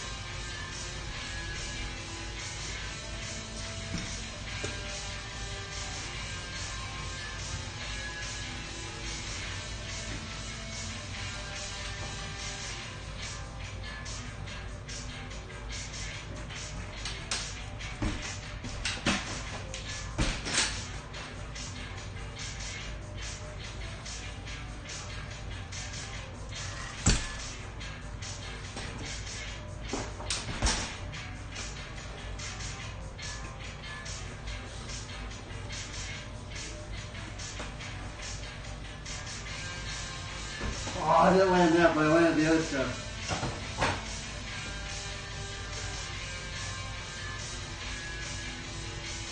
Yay, we landed something. That was the first line of the day.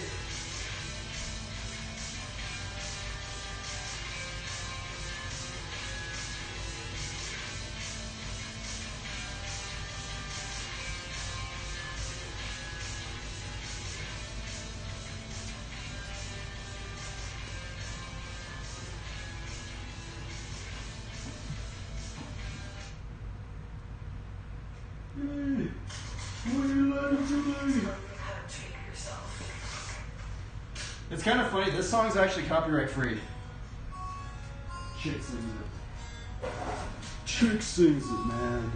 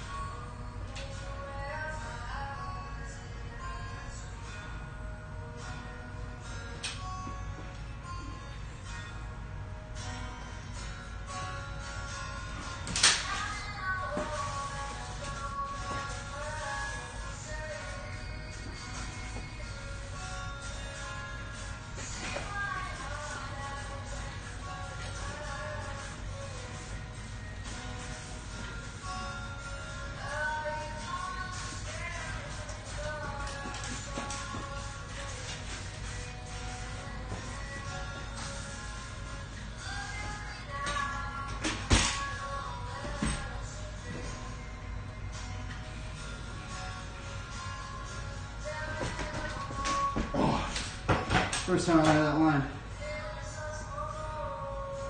Yes. Stoked. I've never landed that line before. With the elbow glide. To fly. It's so funny this song's not on copyright. It's just because the chick's singing it. She like got away with the copyright strike.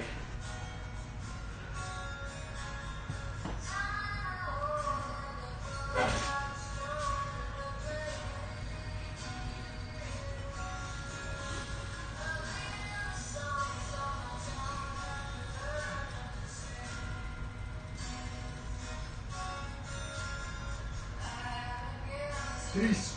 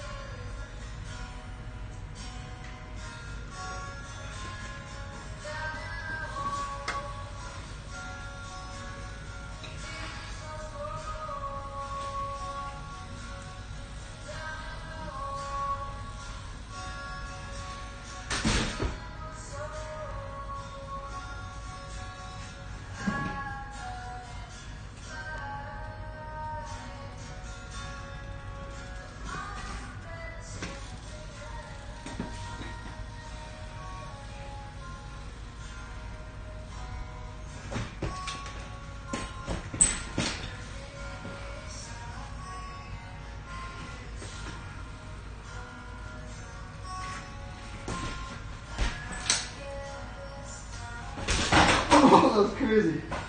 I like went into a steamroller.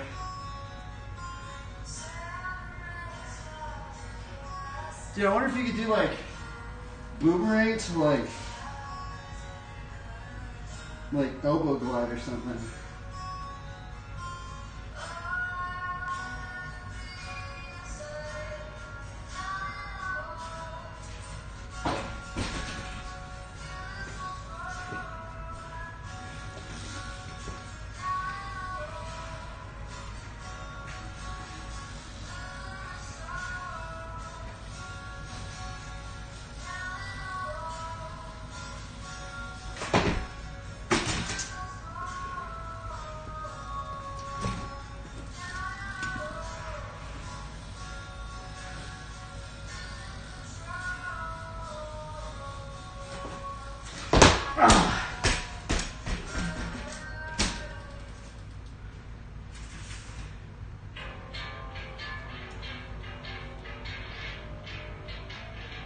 think this is not on copyright? It probably is. No, it's not. You gotta be kidding me. This is on copyright.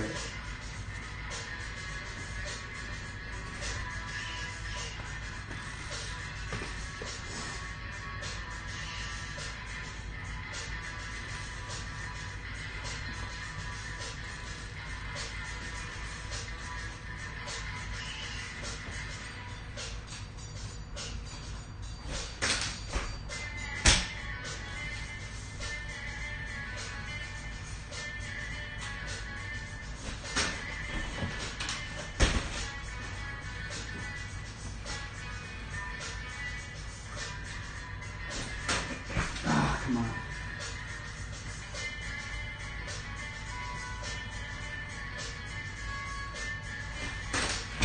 It's hard. I don't know why.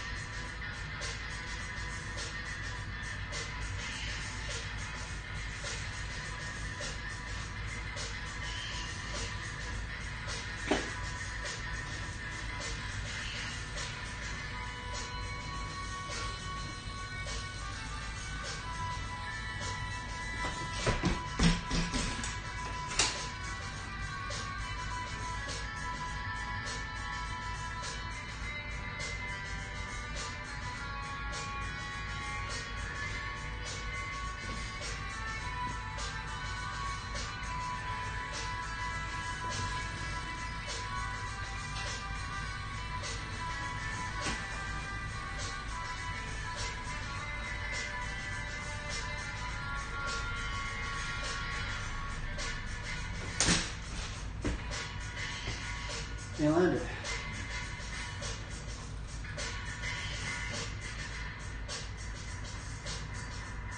I feel like I get the landing's the hard part, I think. With like a lot of these flatline tricks. Just not good at the landing.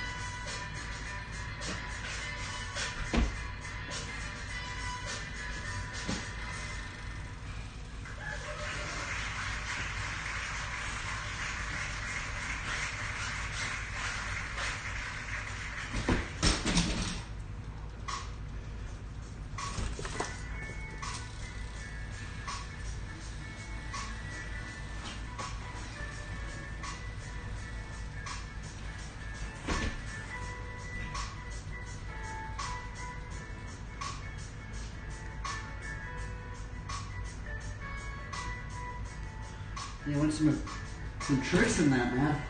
At least I can do this riding now. I used to struggle with that riding, so at least I can it's kind of becoming consistent, but I'm struggling with the other tricks, man.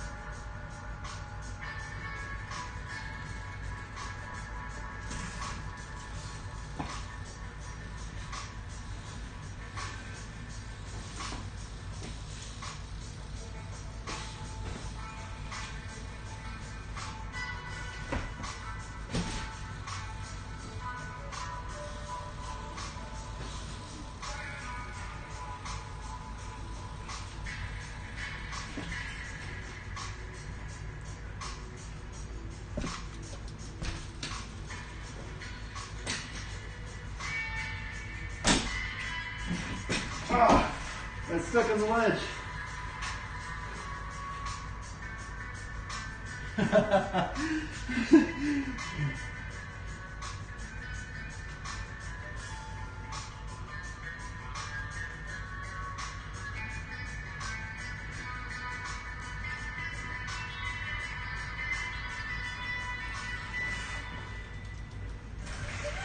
I bet this is gonna get copyrighted on my stream. It says it's not copyrighted on this YouTube, but if it's not copyrighted on YouTube, why should it get copyrighted on Twitch, right? Like silence. I haven't listened to this in a long time. I remember when this dropped, kinda. My friend showed it to me.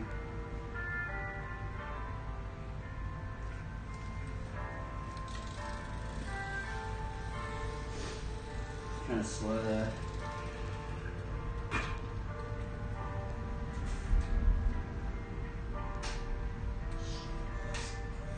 Does that, oh, I don't have the heater on. It does help. You have to run it for like an hour though. I generally just heat up this. Like just my seat, right? Or I just like the concrete where I sit down. But yeah, it's one of these little heaters.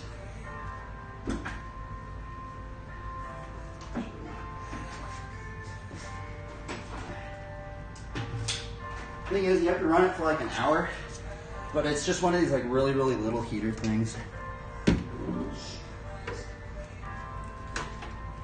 It does warm it up. I'm surprised. I don't even have it on right now. It's hot right now.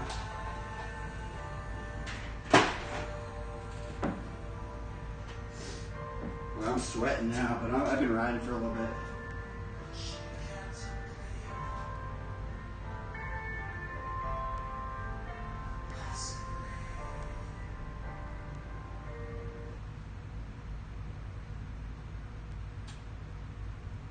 This song isn't on copyright.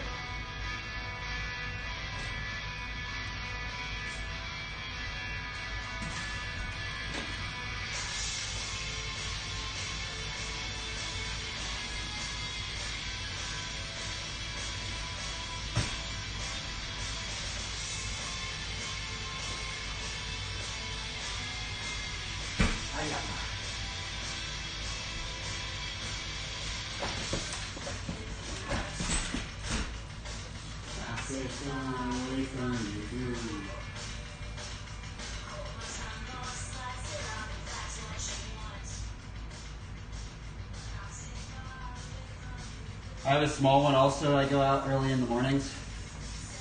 Do you have like a little workshop? I should get some more wooden to make stuff. There's a lot of carpentry stuff. There's actually one dude, I don't know if he still streams, but I remember seeing this one carpenter stream, and he was getting a lot of views, and he just like made stuff out of wood.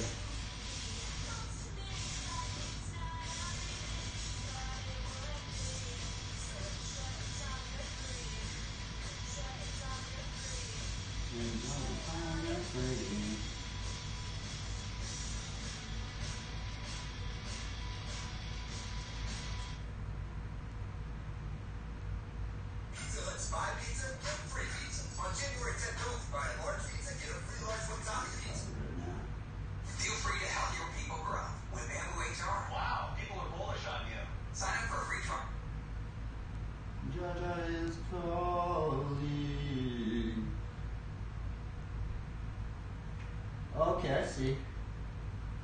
I go read and pray, listen to music. Do you stream? I actually gave you a follow. I apologize for not giving you a follow earlier on.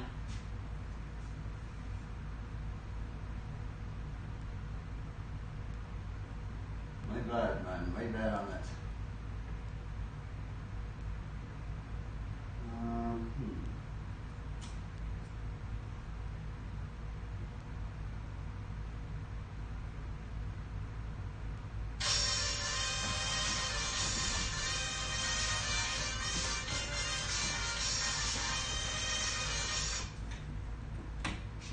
Oh, you have friends that stream? You in bed, Dad? Yeah. Oh, you found it, huh? Where was it? No, I didn't. Those are the three that I showed you. Yeah, those are the three I was talking about. This one. Yeah, but you said there was another one. Oh, actually, I think there actually might have been another one. Actually, no, I think it was those three. Because I can't find it anywhere. Man. It might be somewhere else.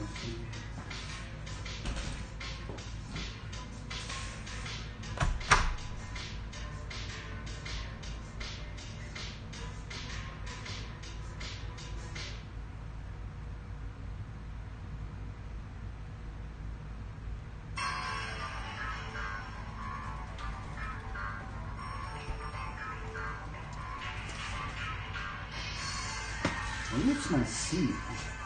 My seat? No, it's not. It's weird. Maybe it's because this is...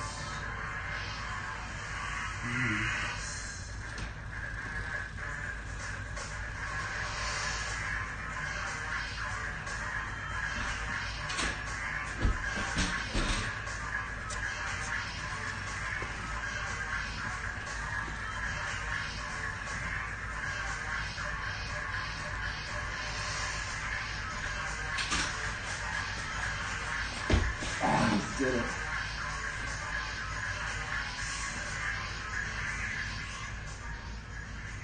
Do you watch any other Christian streamers, Twitch streamers? There's a bunch of them.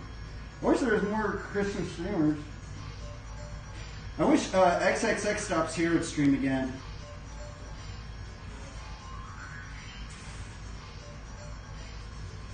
That dude was cool. He just had a baby though, so I understand why he's not streaming. He just had a baby. I hope he starts streaming again because he was really edifying. Just listening to that dude.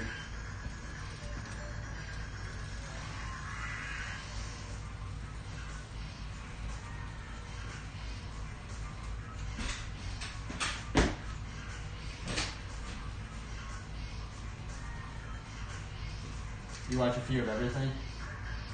Yeah, that's kind of how I am too.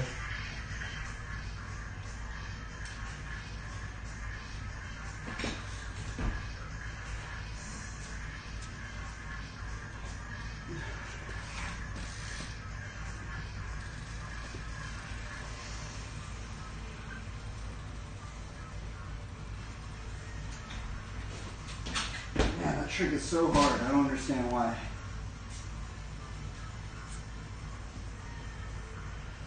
It almost just feels like I never get better at this trick.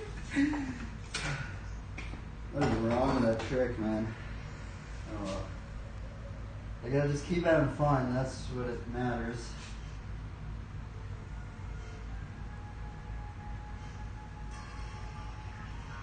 That is what matters.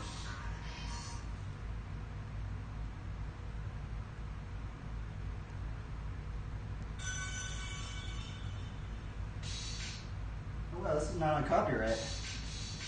Have there been any particular verses you've been pondering, meditating over lately? Today was interesting. Thinking about blessings. Blessings and cursings.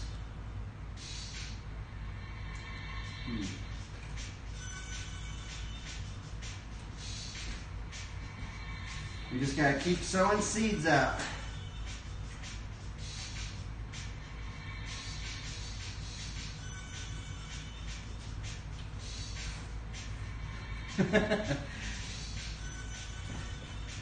Plant the seeds of faith.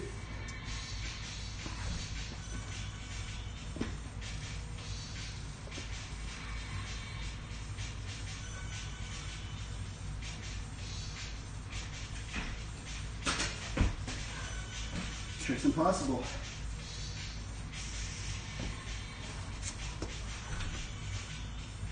Okay, you just gotta walk into this one.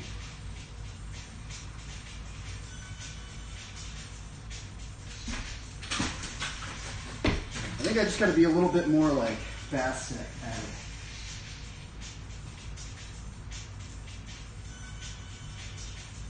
Reading John. John was an interesting character, right? It was weird that he was like living out in the wilderness. It was like, I always wondered like what his cloak looked like, you know? His camel hair cloak. I feel like it was like a portable sleeping bag. Portable sleeping bag.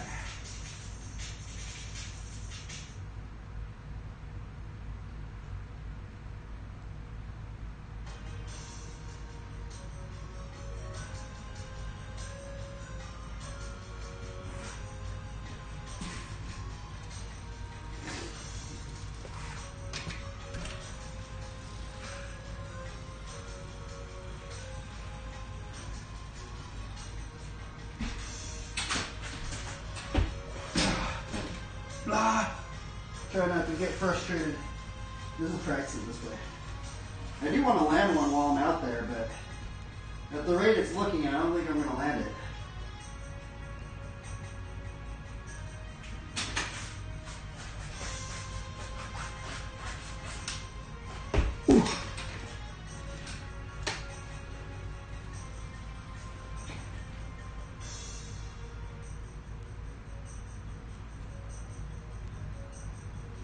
The book of John and John the Baptist is different. I thought it was the John that wrote Revelations. I thought that one was different. Or I guess that's probably the book of John, right? The guy that wrote the book of John. Was that the guy that got imprisoned on the island of Patmos?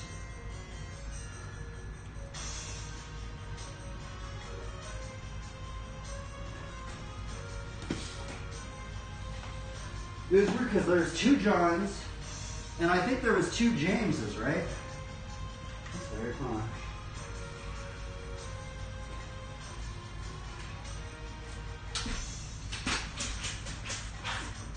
There we go, that was it.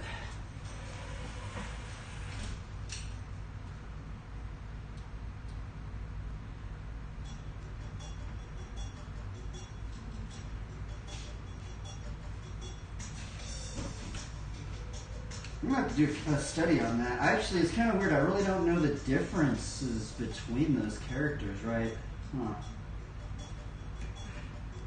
They were both disciples of Jesus. That's weird, huh? Same name.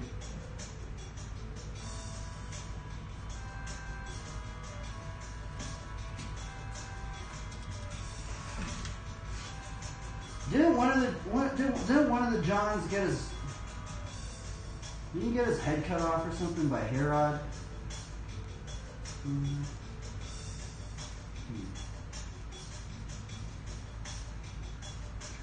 When I think about the book, you know the verses when I think about the book of John, it makes me think about fruit. You know, when Jesus goes into his father is the gardener, and we're supposed to be like bearing fruit, and he will trim us.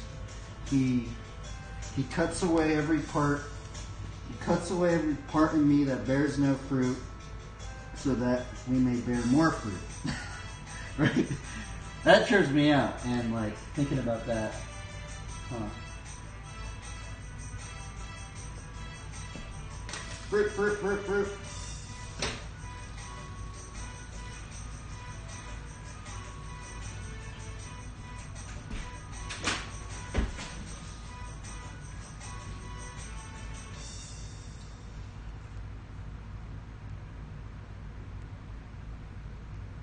John the Baptist came before Jesus and was beheaded. He was Jesus' cousin. He baptized Jesus. There's the other one. I remember going into a verse I think maybe like a week ago, last week, and it talked about how the Pharisees thought that Jesus and John, they both had demons in them, right? Because they were associating themselves with the sinners that the Pharisees didn't want to try and help, right? I forgot what verse it was. There's a verse that says, like John came before something like Jesus came before eating and drinking, and even John and the Pharisees thought he had a demon. And then it's the parable of the lost sheep, right? And then Jesus goes into talking about he starts talking about how the shepherd will leave the 99 to go and save the one sheep, the lost sheep. And I guess it's a metaphor to how the Lord Jesus Christ went about, how he went to the sinners at the time where the Pharisees didn't want to try and help them.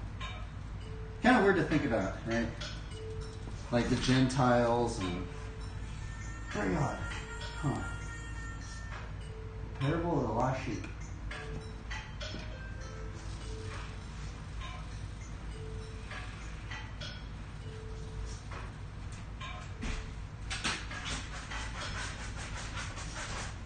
Oh, that was it right there.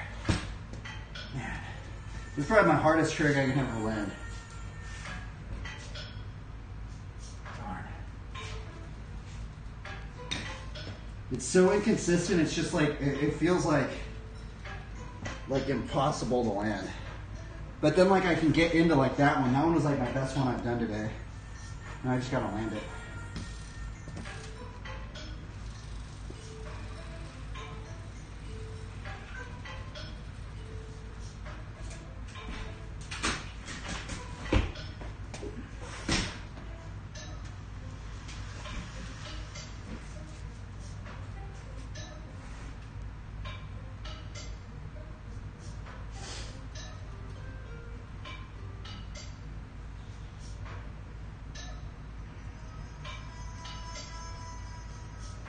Let's do some shepherd slinging. Every time I put this playlist on, I just want to do a shepherd slinging sesh. I haven't really been messing around with this too much. I think I need to make some new ammo.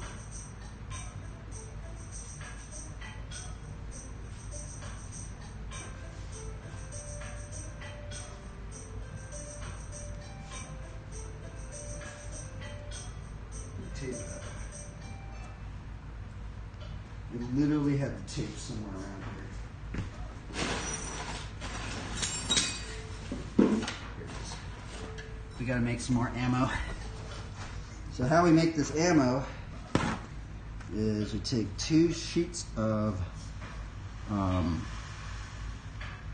can't even talk anymore. I feel like the Bible study like uses up all my talking power. and then the rest of the day I'm just kind of like,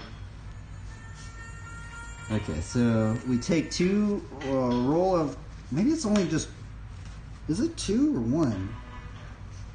Might actually just be 1. No, it's 2 for sure. Okay. So we take 2 rolls of paper. By the way, if you want to, maybe I should start doing this. I'm going to have to start doing this on stream. But you can make your own shepherd sling. And about this big, and this is made out of 1 piece of paracord. It's made out of probably about a 9-foot piece of paracord. And then to make the pouch right here, see this pouch? What you do is you take the 9-foot piece of paracord, right? You find the middle of it. So say this was like the middle of the paracord, right? You put your hand right there, and then you wrap it around like this. That, like 4 times. And then what you do is you have to kind of like do this special knot thing. It's not a hard knot. But see how it's like the 4, these are the 4 strands. 1, 2, 3, 4. 1, 2, 3, 4. I guess it's, maybe I messed it up on one side. But then you do that, then you find the middle of that, then you make the knot right here. And that is the pouch that holds the projectile. And then over on this side, this is just a yo-yo knot, you know, like the yo-yo. So it's just a double loop. It's actually, I think it's just, yeah, it's just a double loop knot. And then this one just has a knot right here. And this is actually where you hold it, and this is actually kind of how you aim the shepherd sling. Is it almost feels like you're aiming, if you can fire this and aim that little thing, that's actually kind of how you aim the shepherd sling a little bit. And then what I do, since I can't shoot rocks in here, otherwise I'd start breaking a bunch of stuff, is then we use paper towel, or then we get some duct tape.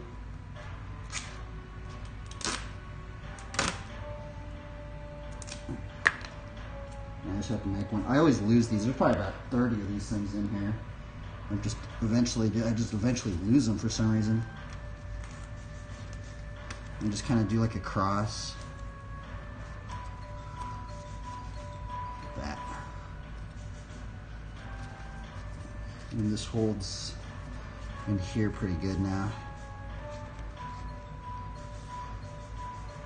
Now some lore with the shepherd sling is from when I read on some of the comments, is that the size of stone that David actually used, people say it was about as big as a tennis ball, about that big.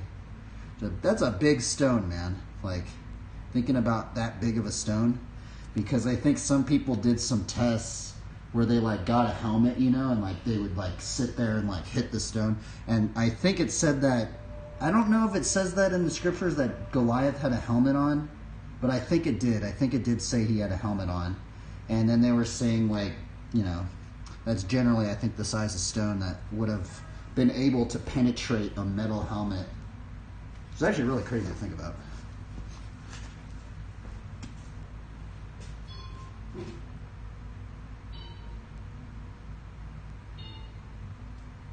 Coolest part, I read about Jesus meeting the followers first on the shore after the men were out all night fishing.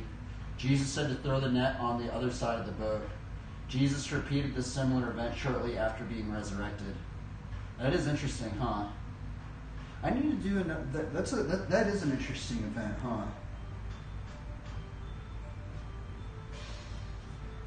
Let's try to hit that target right there.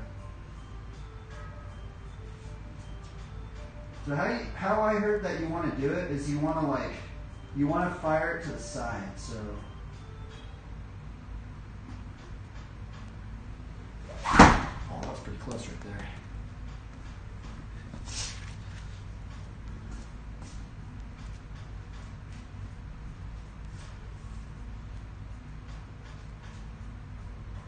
And it's almost like if you know people that are into baseball, if they're like, you know, that's actually what I've heard it kind of feels like. It actually does kind of feel like, it kind of feels like you're just throwing a baseball, but it's a little bit different, right?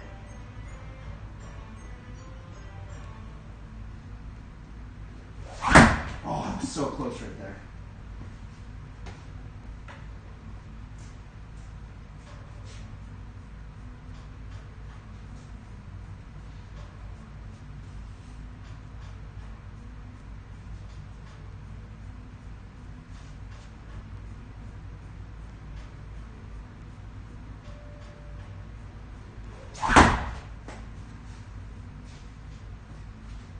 This thing's hard.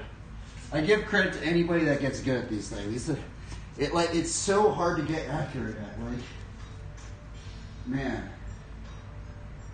it is very, very challenging. I mean, this target is only 10 feet away from me. I can't even hit the target. I honestly feel like I could throw a rock. Like, I could probably just throw this more accurately than I could probably. But the thing is, once you get good at this, you can get very accurate at this. It's just very hard.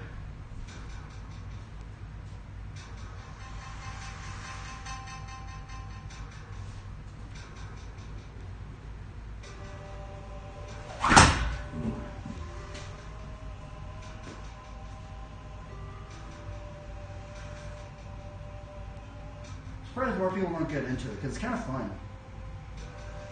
Kind of feels like, you know, like the throwing axe thing. I feel like that. Oh, so close.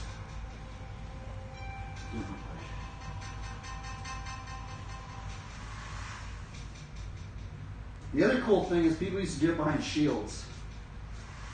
I don't know if you knew this as well, but there are depictions of shepherd slingers, and they would actually use it behind shields.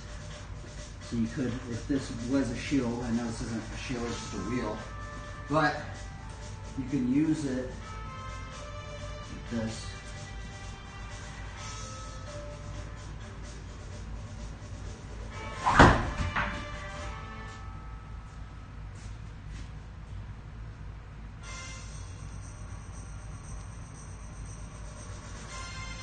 Now that's an item. The shepherd's, I don't even remember an RPG game with a shepherd sling.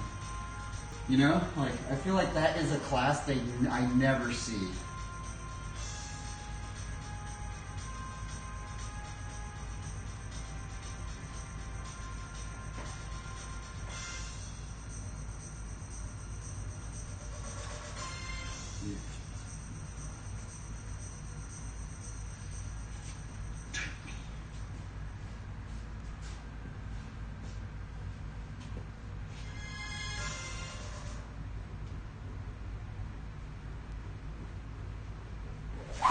Oh, I almost hit it.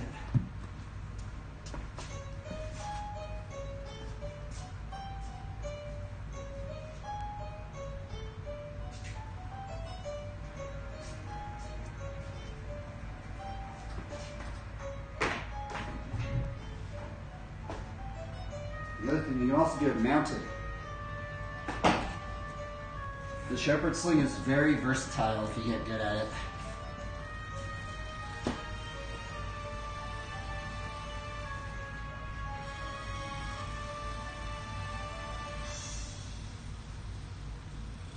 Let me start drawing more shepherd slings.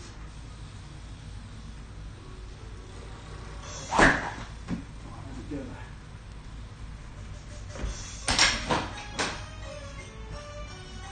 It's hard on the bike.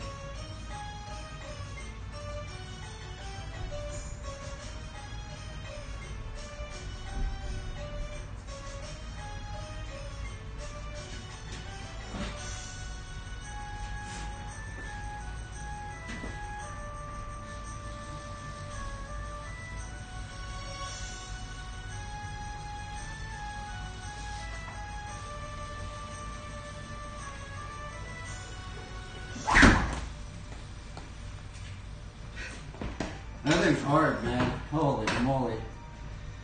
This is just hard doing it straight on. If you're doing it on the bike, it's even harder.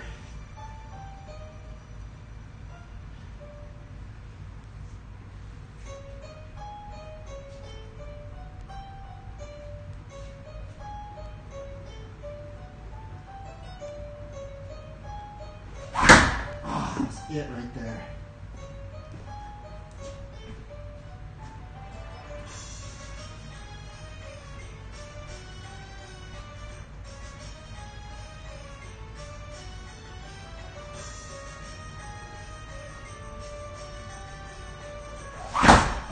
Goodness, this thing is so hard. I'm giving up.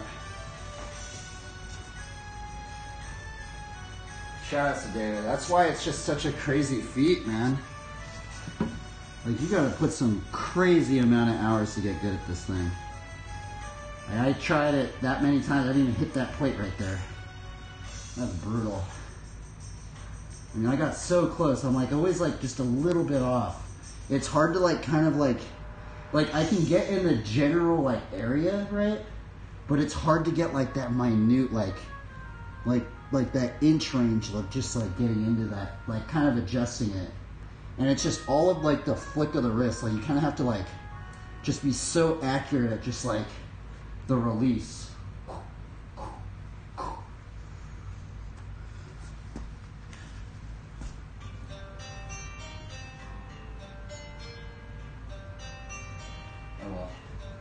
I tried. Shout outs to David. That dude's crazy, man. I feel like people don't realize how hard that thing is. The thing's very hard.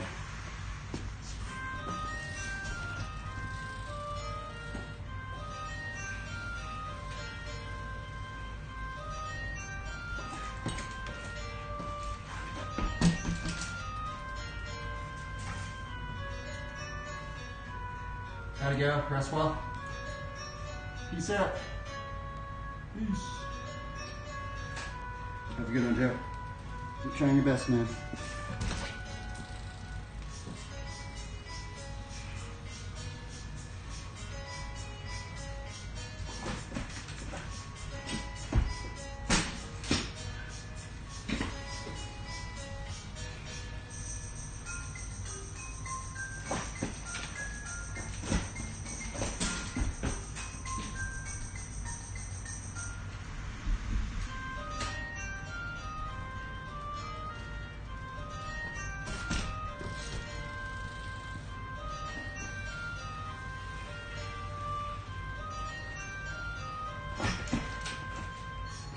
I'm just gonna do that. I feel like this might get me better at fire hydrants.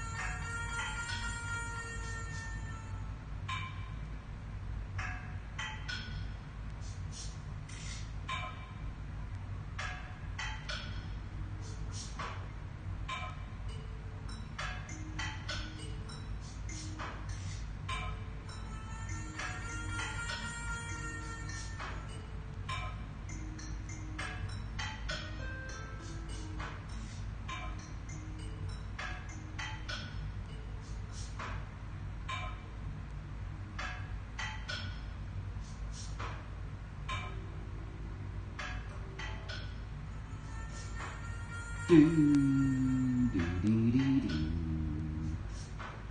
Do, do, do, do, do. Do, do, do, do, do, do.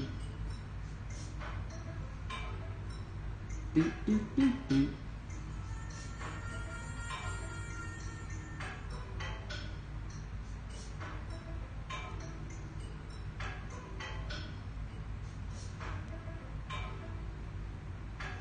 Whoa, that's crazy looking.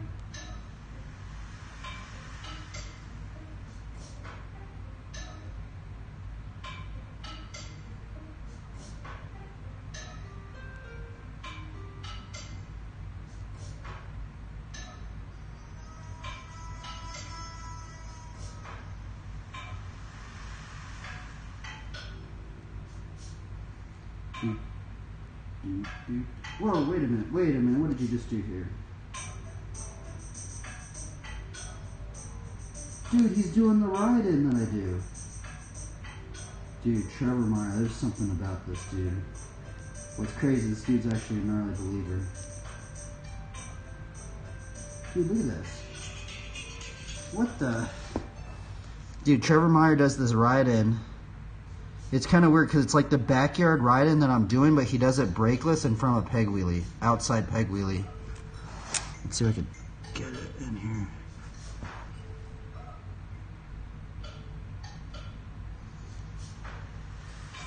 Right here, check it out. Right there. That ride-in right there, it's actually kind of like the ride-in that I do with the peg because it's on that side. But it's weird because I don't normally see people doing it on that side. That's strange that he does it like that. Huh.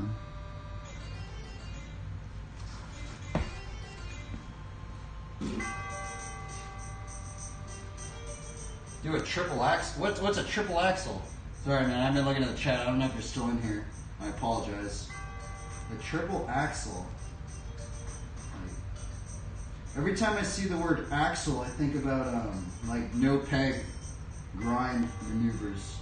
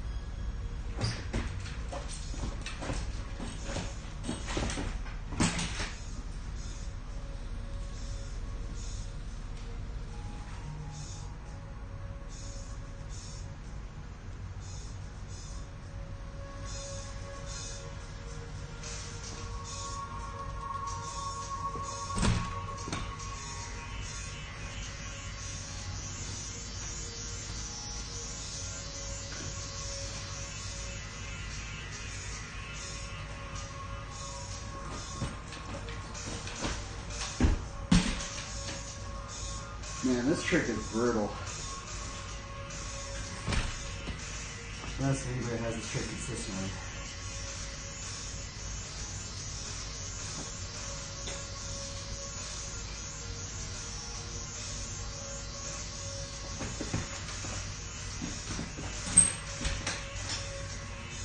Can't do it. Too slow.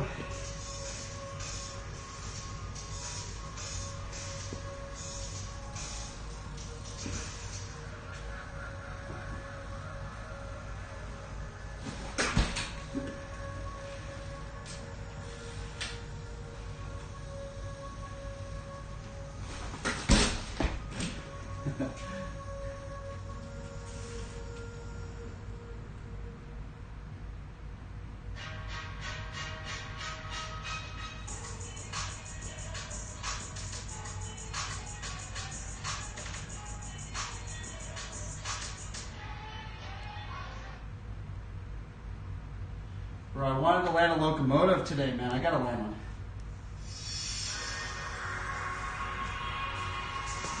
Okay, we're just doing a grind now.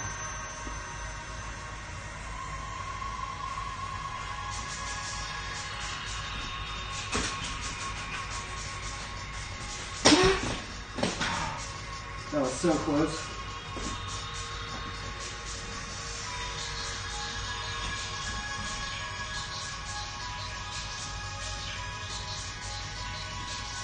We'll just do locomotive and fireworks.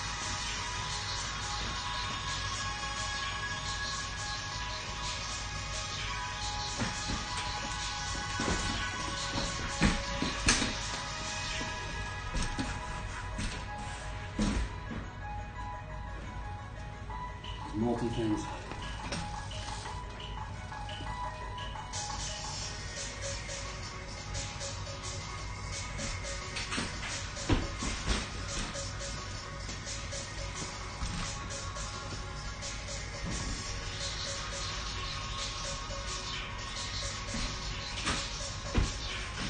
Can't do it.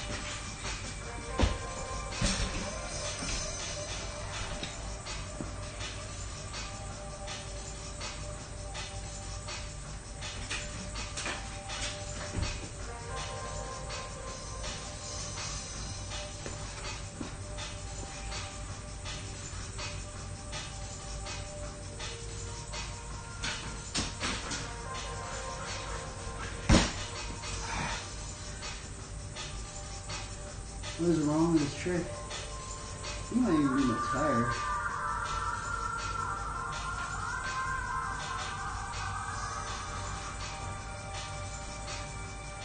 They make it look so easy. This is hard, man. Maybe I just find it hard.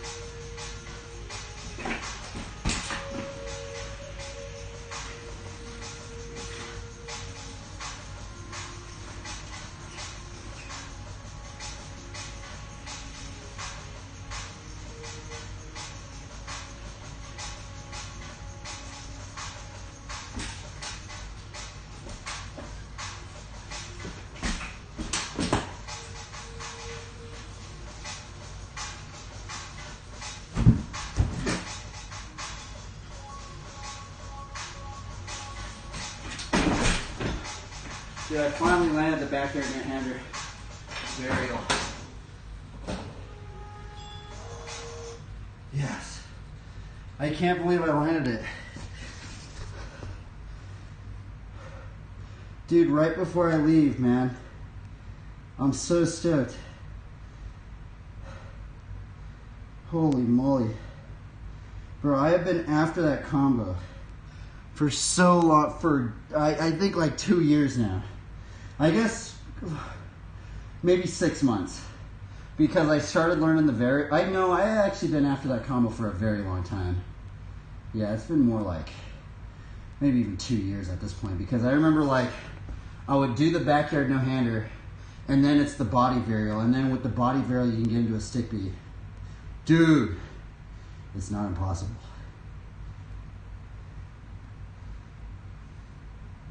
Let's see if we can do it again. Dude, that was crazy. I'm gonna put another snare marker just in case I miss it.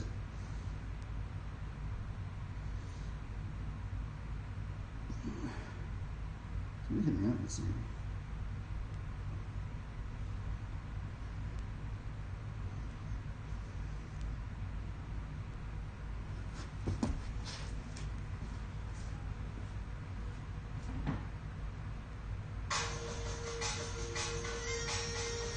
See what we do it again.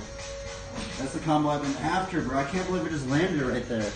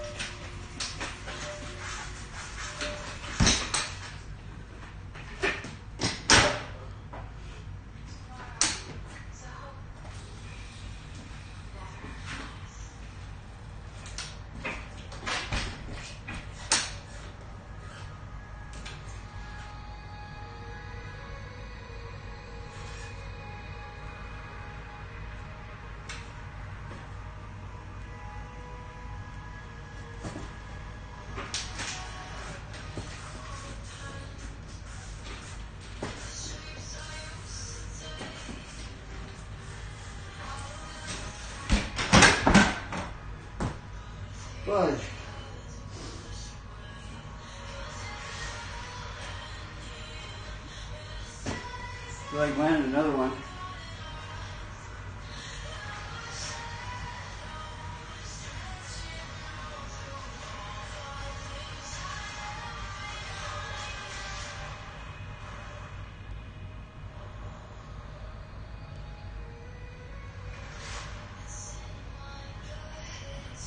What is this?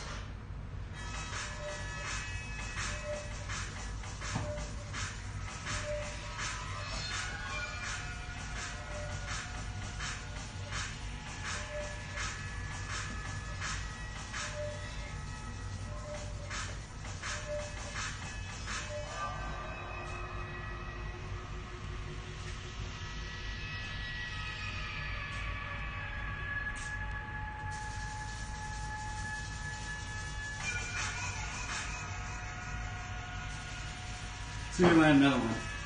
Just like learning a new trick.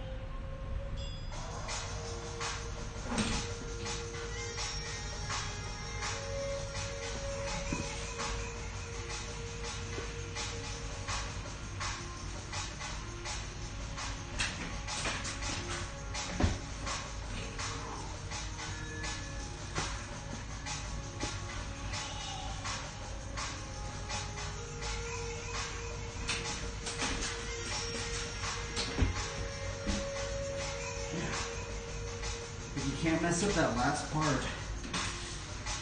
You have to like keep that like, it's like almost you have to like keep the pressure like this. Otherwise like it doesn't work.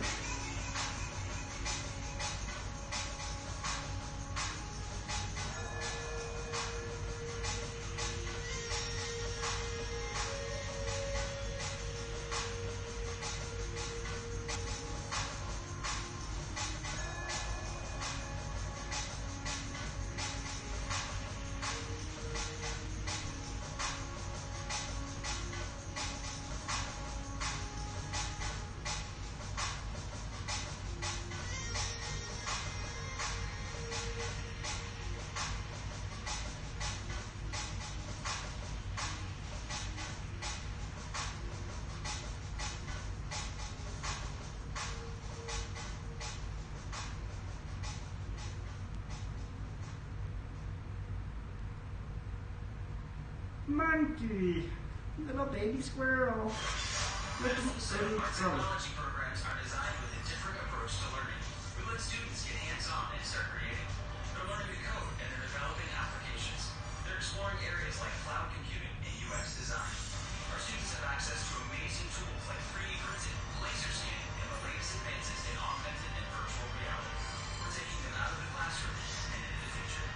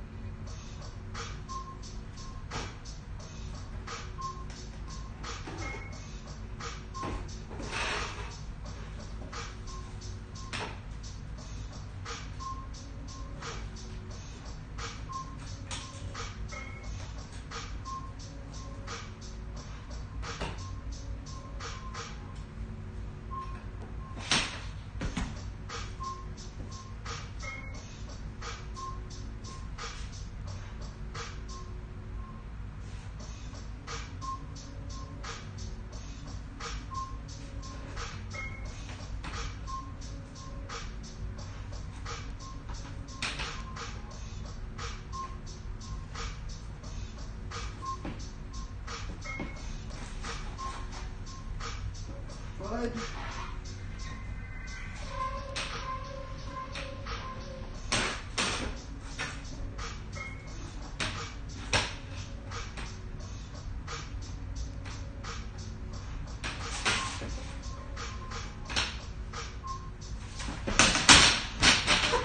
What the heck?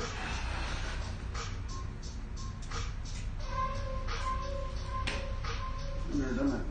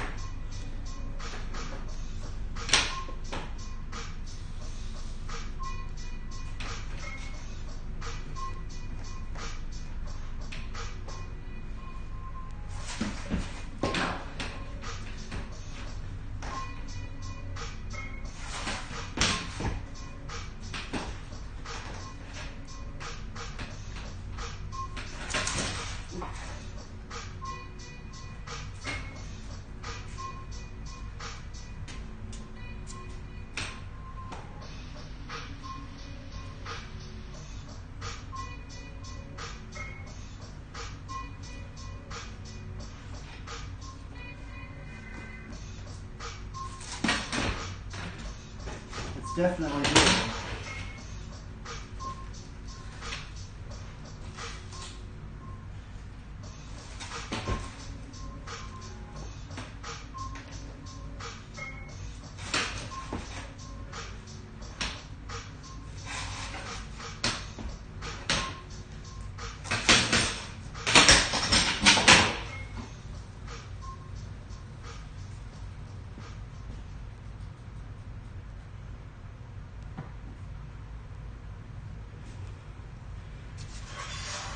Technology programs are designed with a different approach to learning. We let students get hands-on and start creating. They're learning to code and they're developing applications. They're exploring areas like cloud computing and UX Happy design. as a clam. Students have access to amazing tools like 3D printing, laser scanning, and the latest advances in augmented and virtual reality. We're taking them out of the classroom and into the future.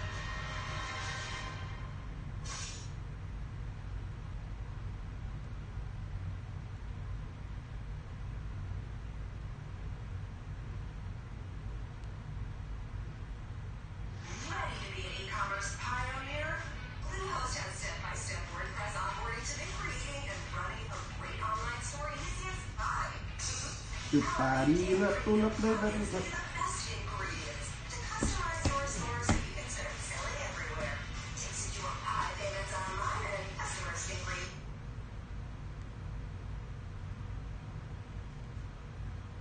Okay, I guess we'll do a drawing out here. I'll just do like a quick drawing. No, we're not gonna do a character drawing today. We're just gonna do just a regular piece. That's funny. That's a funny bunny right there.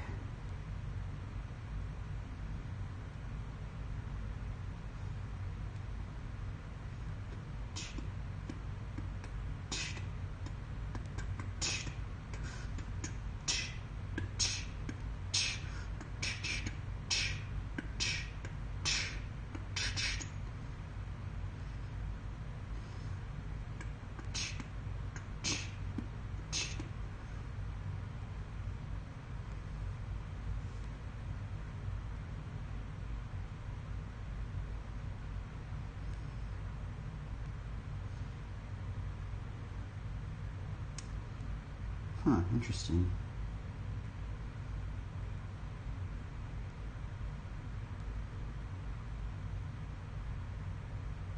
Interesting, huh? Okay. I'm gonna do a piece real quick and then call it a day.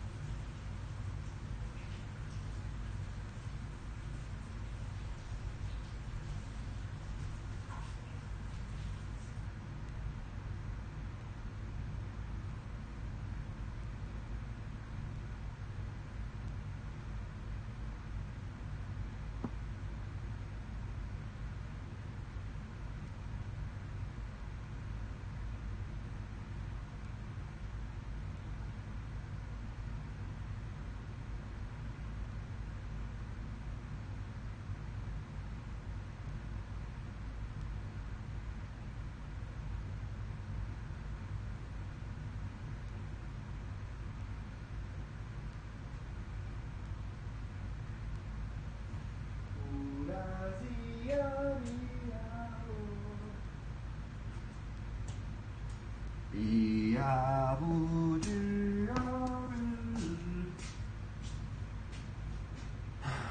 let's see here. Where's that light at?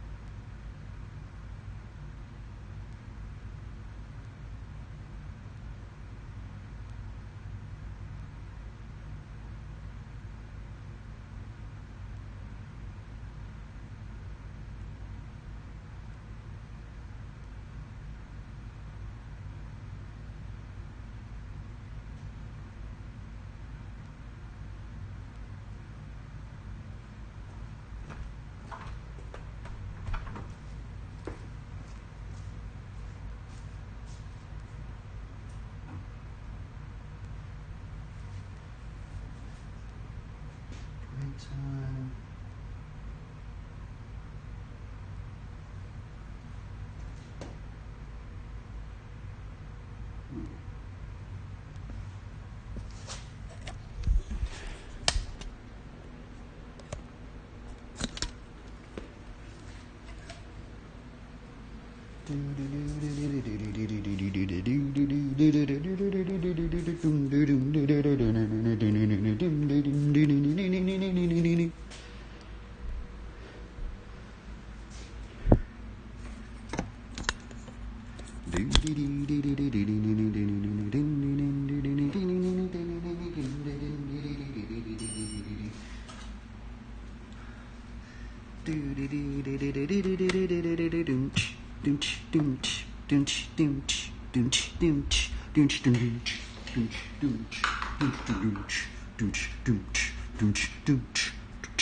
Oh wait, I need to fix this.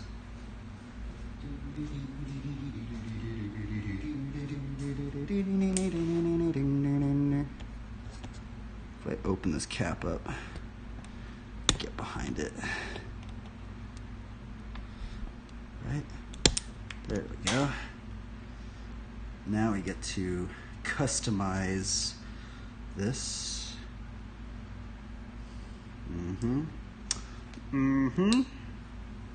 We just tighten this bolt right here. Tighten. Yes. Now, it is. I guess that I guess I need to loosen it now just a little bit more. It's a little too tight.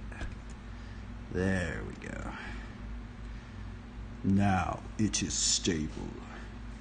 The mechanism is stable. Stability. Stability. Stability. Let us promote stability. Let's go and play art. All right, everybody, we're getting our councils ready. I'm gonna put on a BMX video. Let's actually watch. I wonder if there's videos on love. On love. BMX. They're not very long. Oh wow.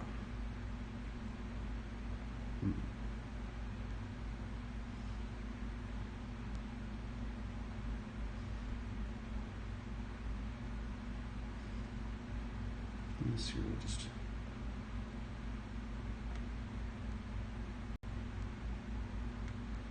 One love, one heart.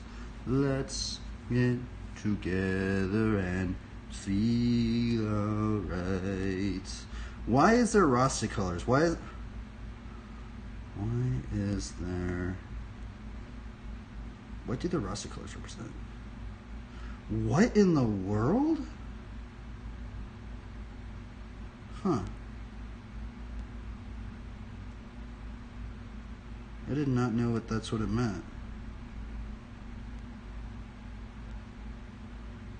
Interesting. That's green, yellow, red.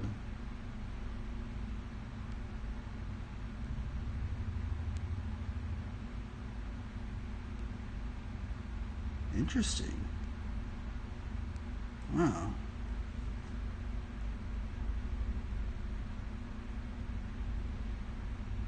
I never knew that's what it meant. I mean, I guess we could maybe try something like that, but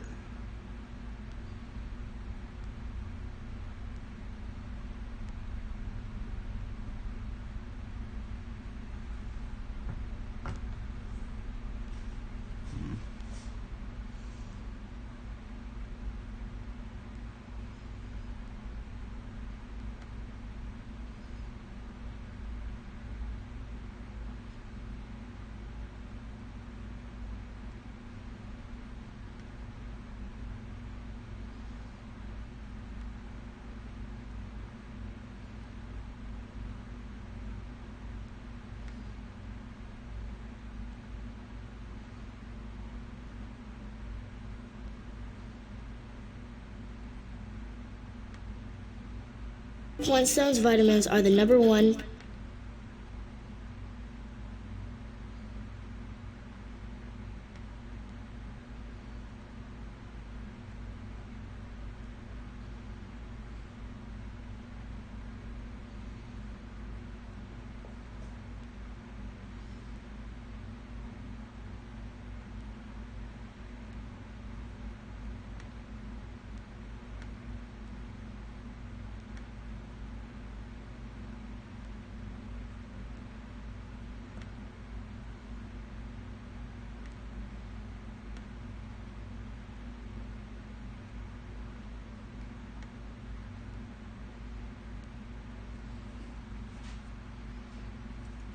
Sorry, everybody getting everything ready. You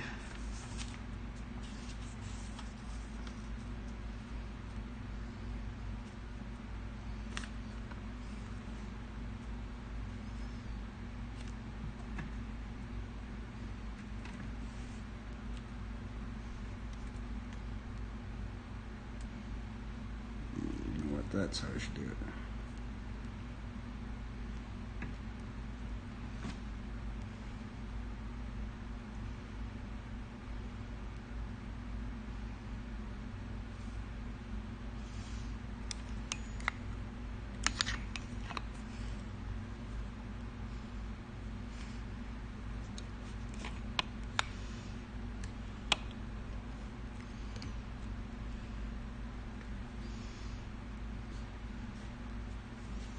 I get to put some music up on here.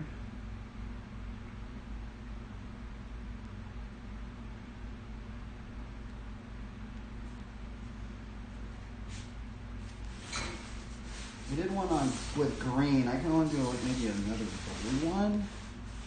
I'm gonna change the tone up a little bit. Right? Maybe. Let's see here.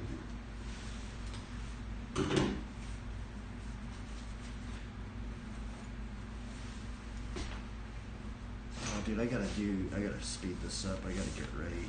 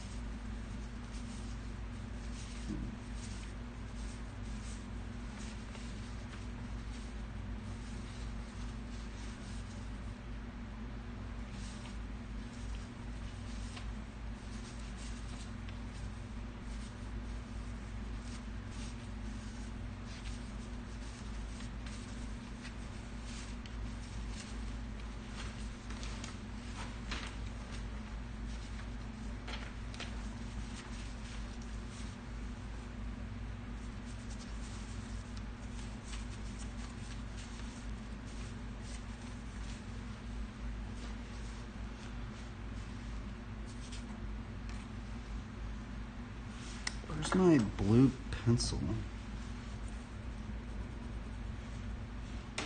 Where's that teal pencil at? Somewhere around here. Where did that thing go? There it is.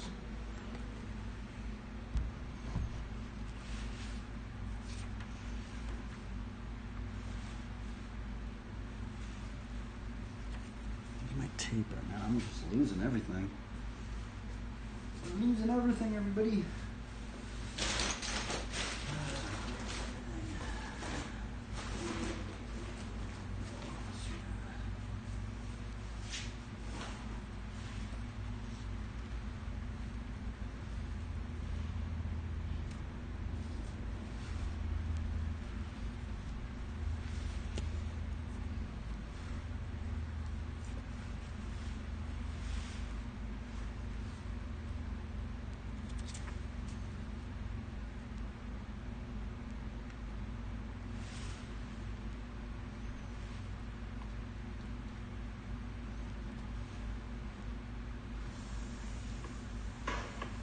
Alright, let's start this, boys and girls.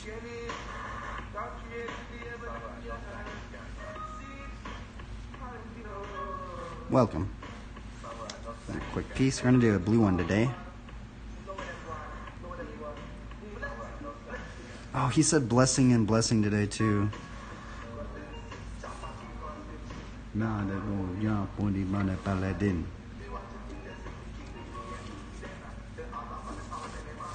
Ballin.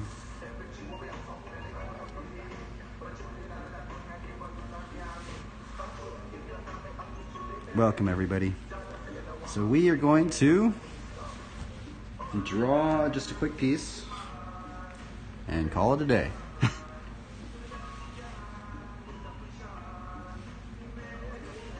Let's begin. How are we going to start this?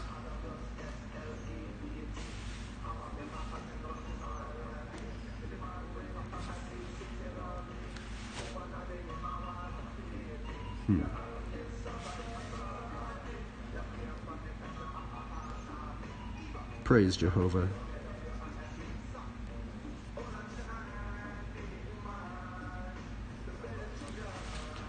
To the Mexican, to the Christian.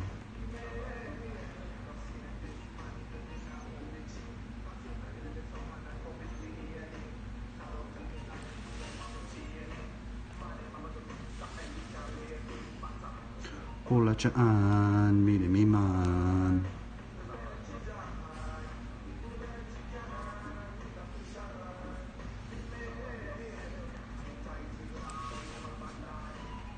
Seems like dark, huh? Why does it seem dark yet? Oh, I think it's manual? Wait, let me change this. Why is this on manual?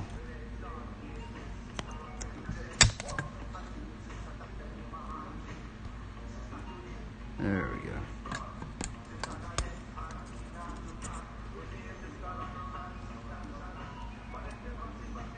Oh, now it's back to manual. That's weird.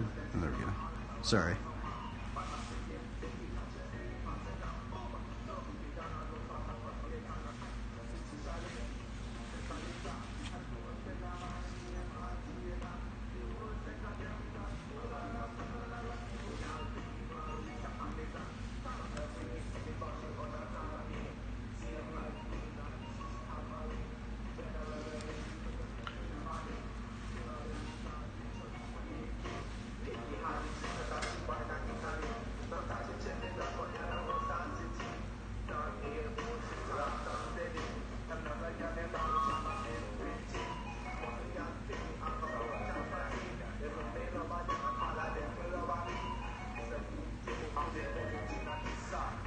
Hola chaan, mire mi man.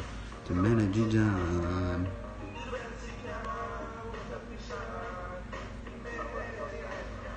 Oh, oh, oh, oh.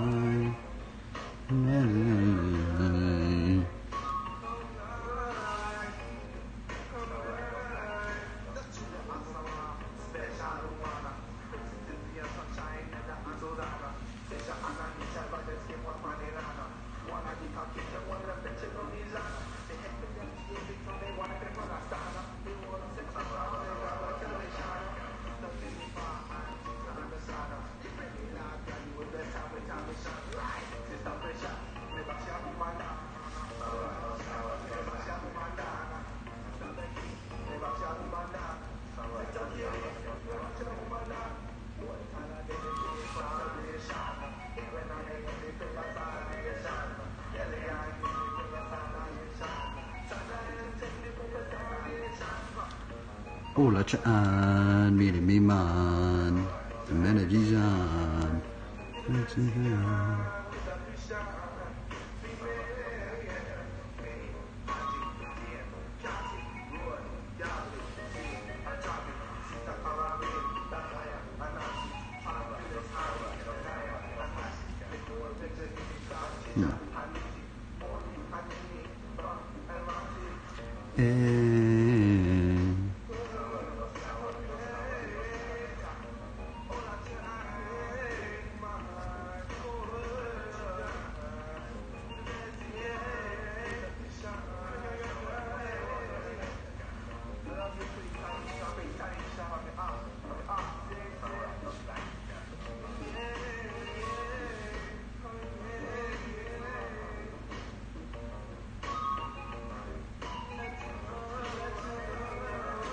Fudge, I messed it up. We're going back now, darn it.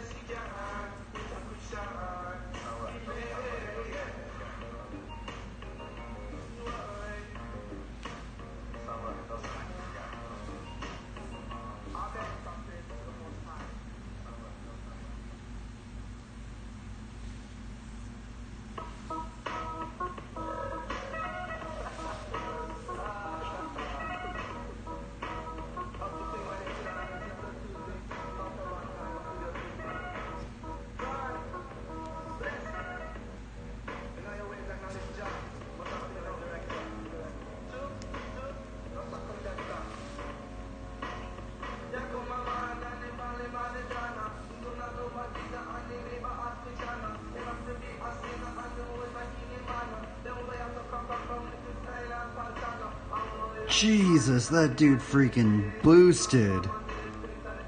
Oh my god, that was crazy looking. Sorry. I just saw that. Just this dude just... Oh my god, dude. These guys are just... No holds barred, just charging that ramp, dude. That was wild. Oh my god, dude. These guys are free. Wow, dude. I don't think I've really watched this video to the full, but man, that just totally tripped me out right there.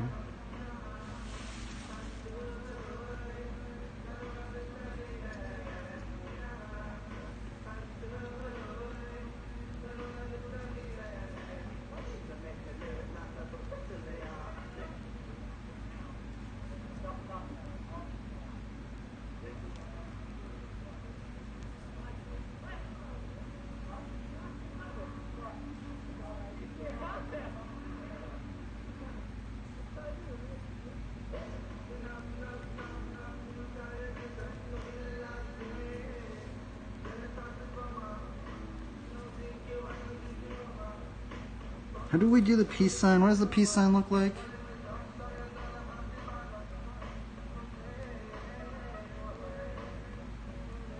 I forgot what the peace sign looks like. Oh, okay, yeah. Is there any... I wonder if I should we be doing the peace sign? As believers? I don't know.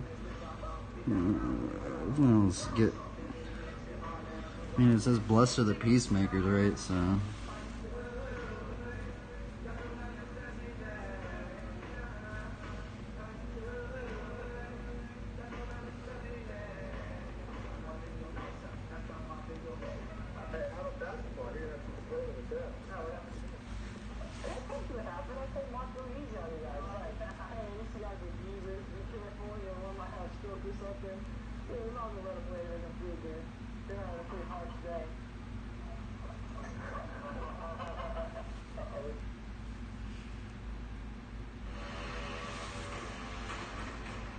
What's really cool about this is that it's able to interpret anything that fans want to say or do.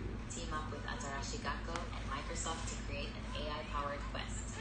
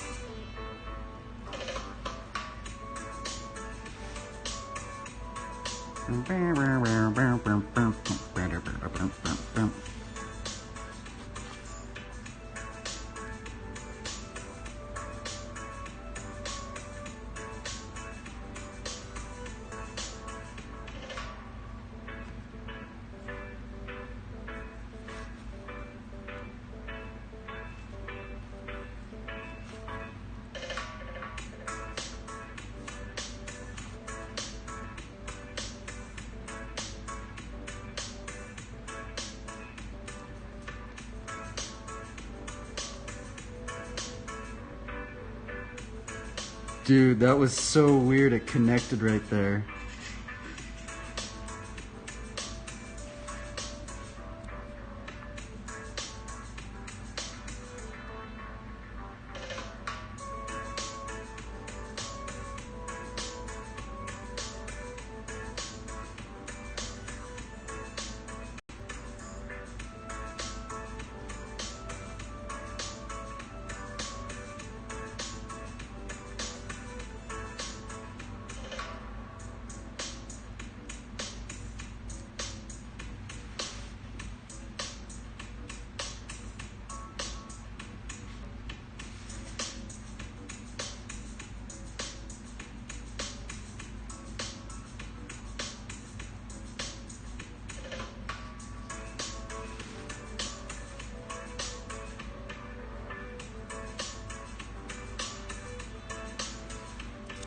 Yeah, this one's cool. This one's really weird.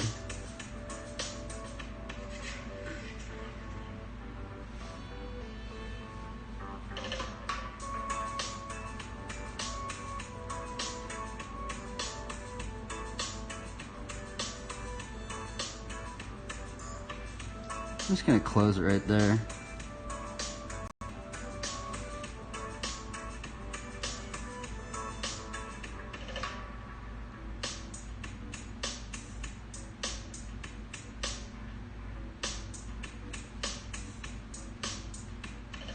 What video is this?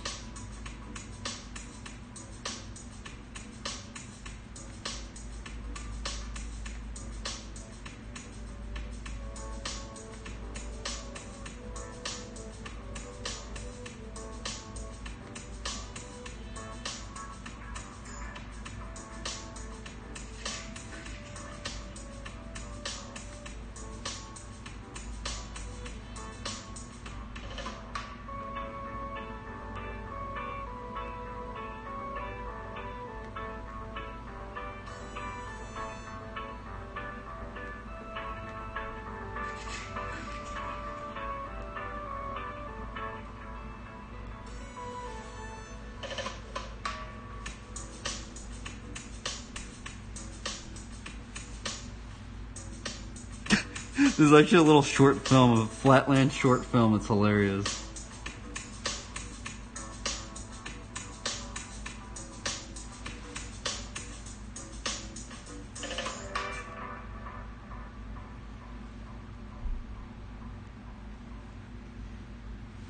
Okay, let's just 3D that. Monday.com is the ideal platform for any organization that is looking to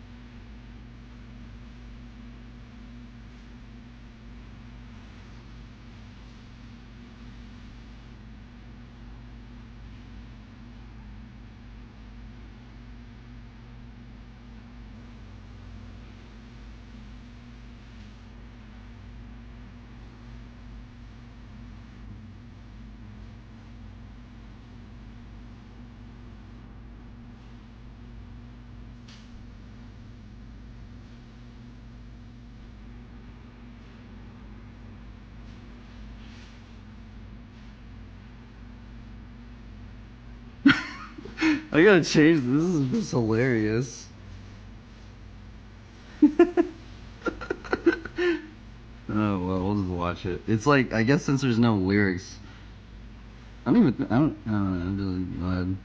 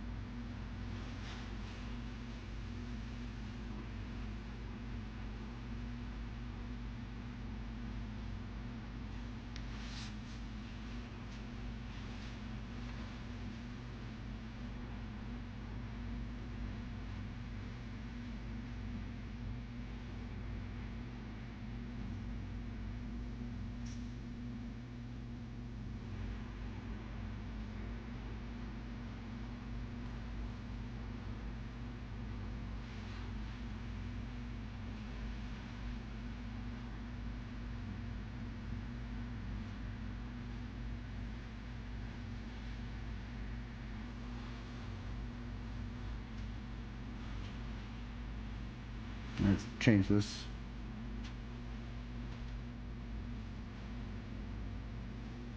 Oops.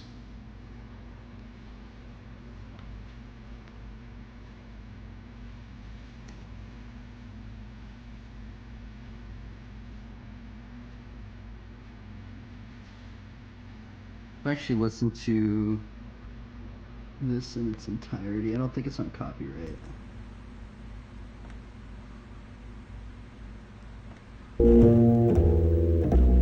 I was always riding like BMX bike.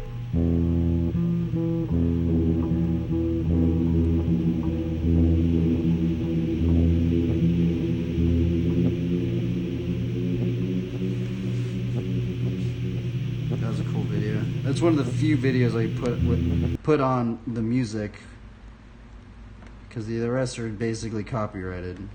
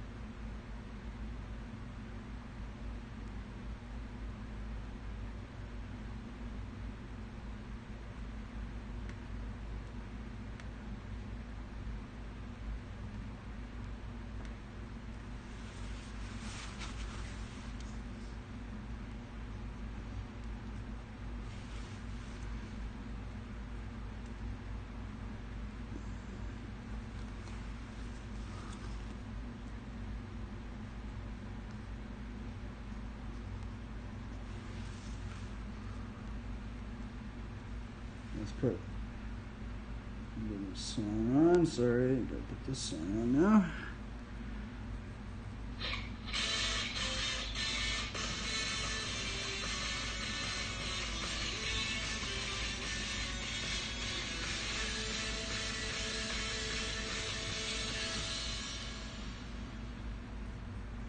All your favorite brands are now at Petco and at great low prices.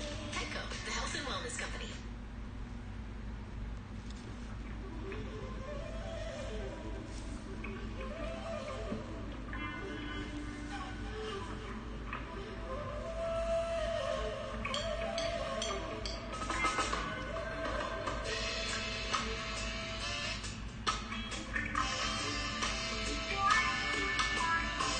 I've been really influenced by this writer. You guys can't tell. I try and do a lot of his combos.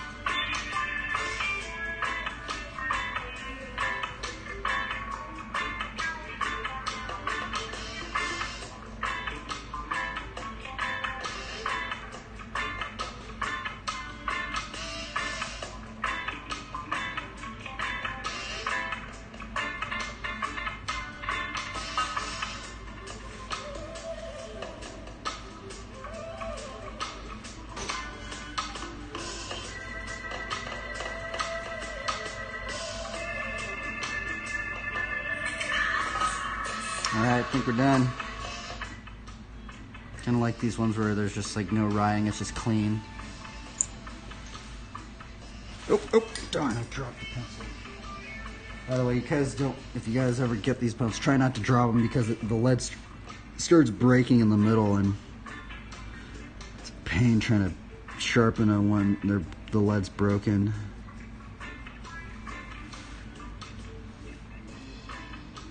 Kind of want to put lightning bolts on this one too. Should I put lightning bolts? Should I not do that?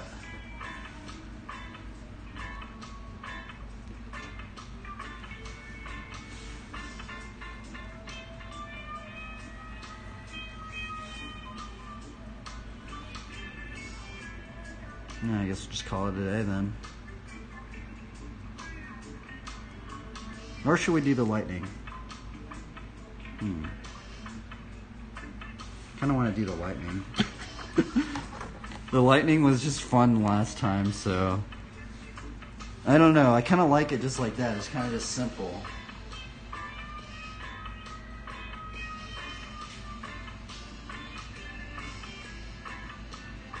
Yeah, I like this. Is just simple. I was gonna do the lightning. I don't know if that would look good.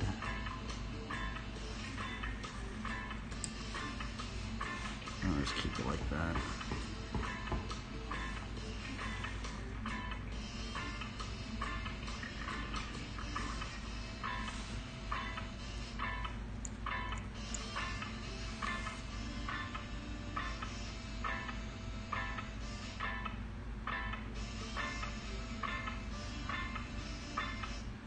How should I put the pencil in here?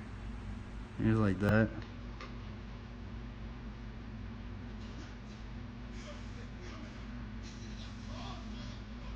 I guess that's the thumbnail. I guess we, yeah.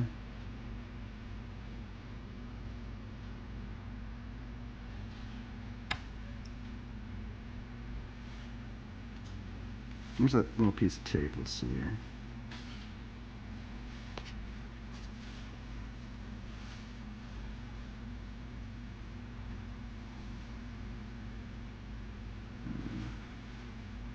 That is the thumbnail, everybody, that we're gonna pick from, and my wrist kind of hurts for some reason. I need to be careful of that.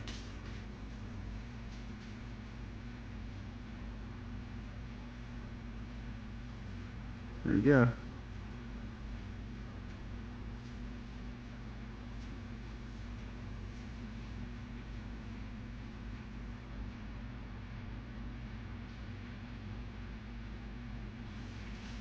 You put a stream marker right there just in case I forget.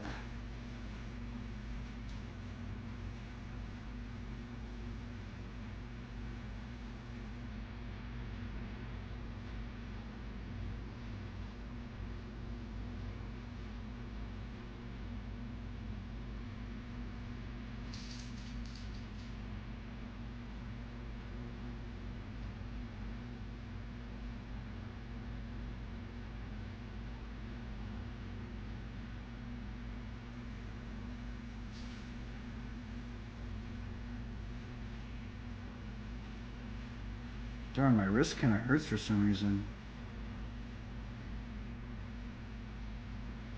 My phone just died. Oh well. Well, everybody. This one was kind of inspired by Matthew 5:9. Matthew 5:9. Matthew 5:9.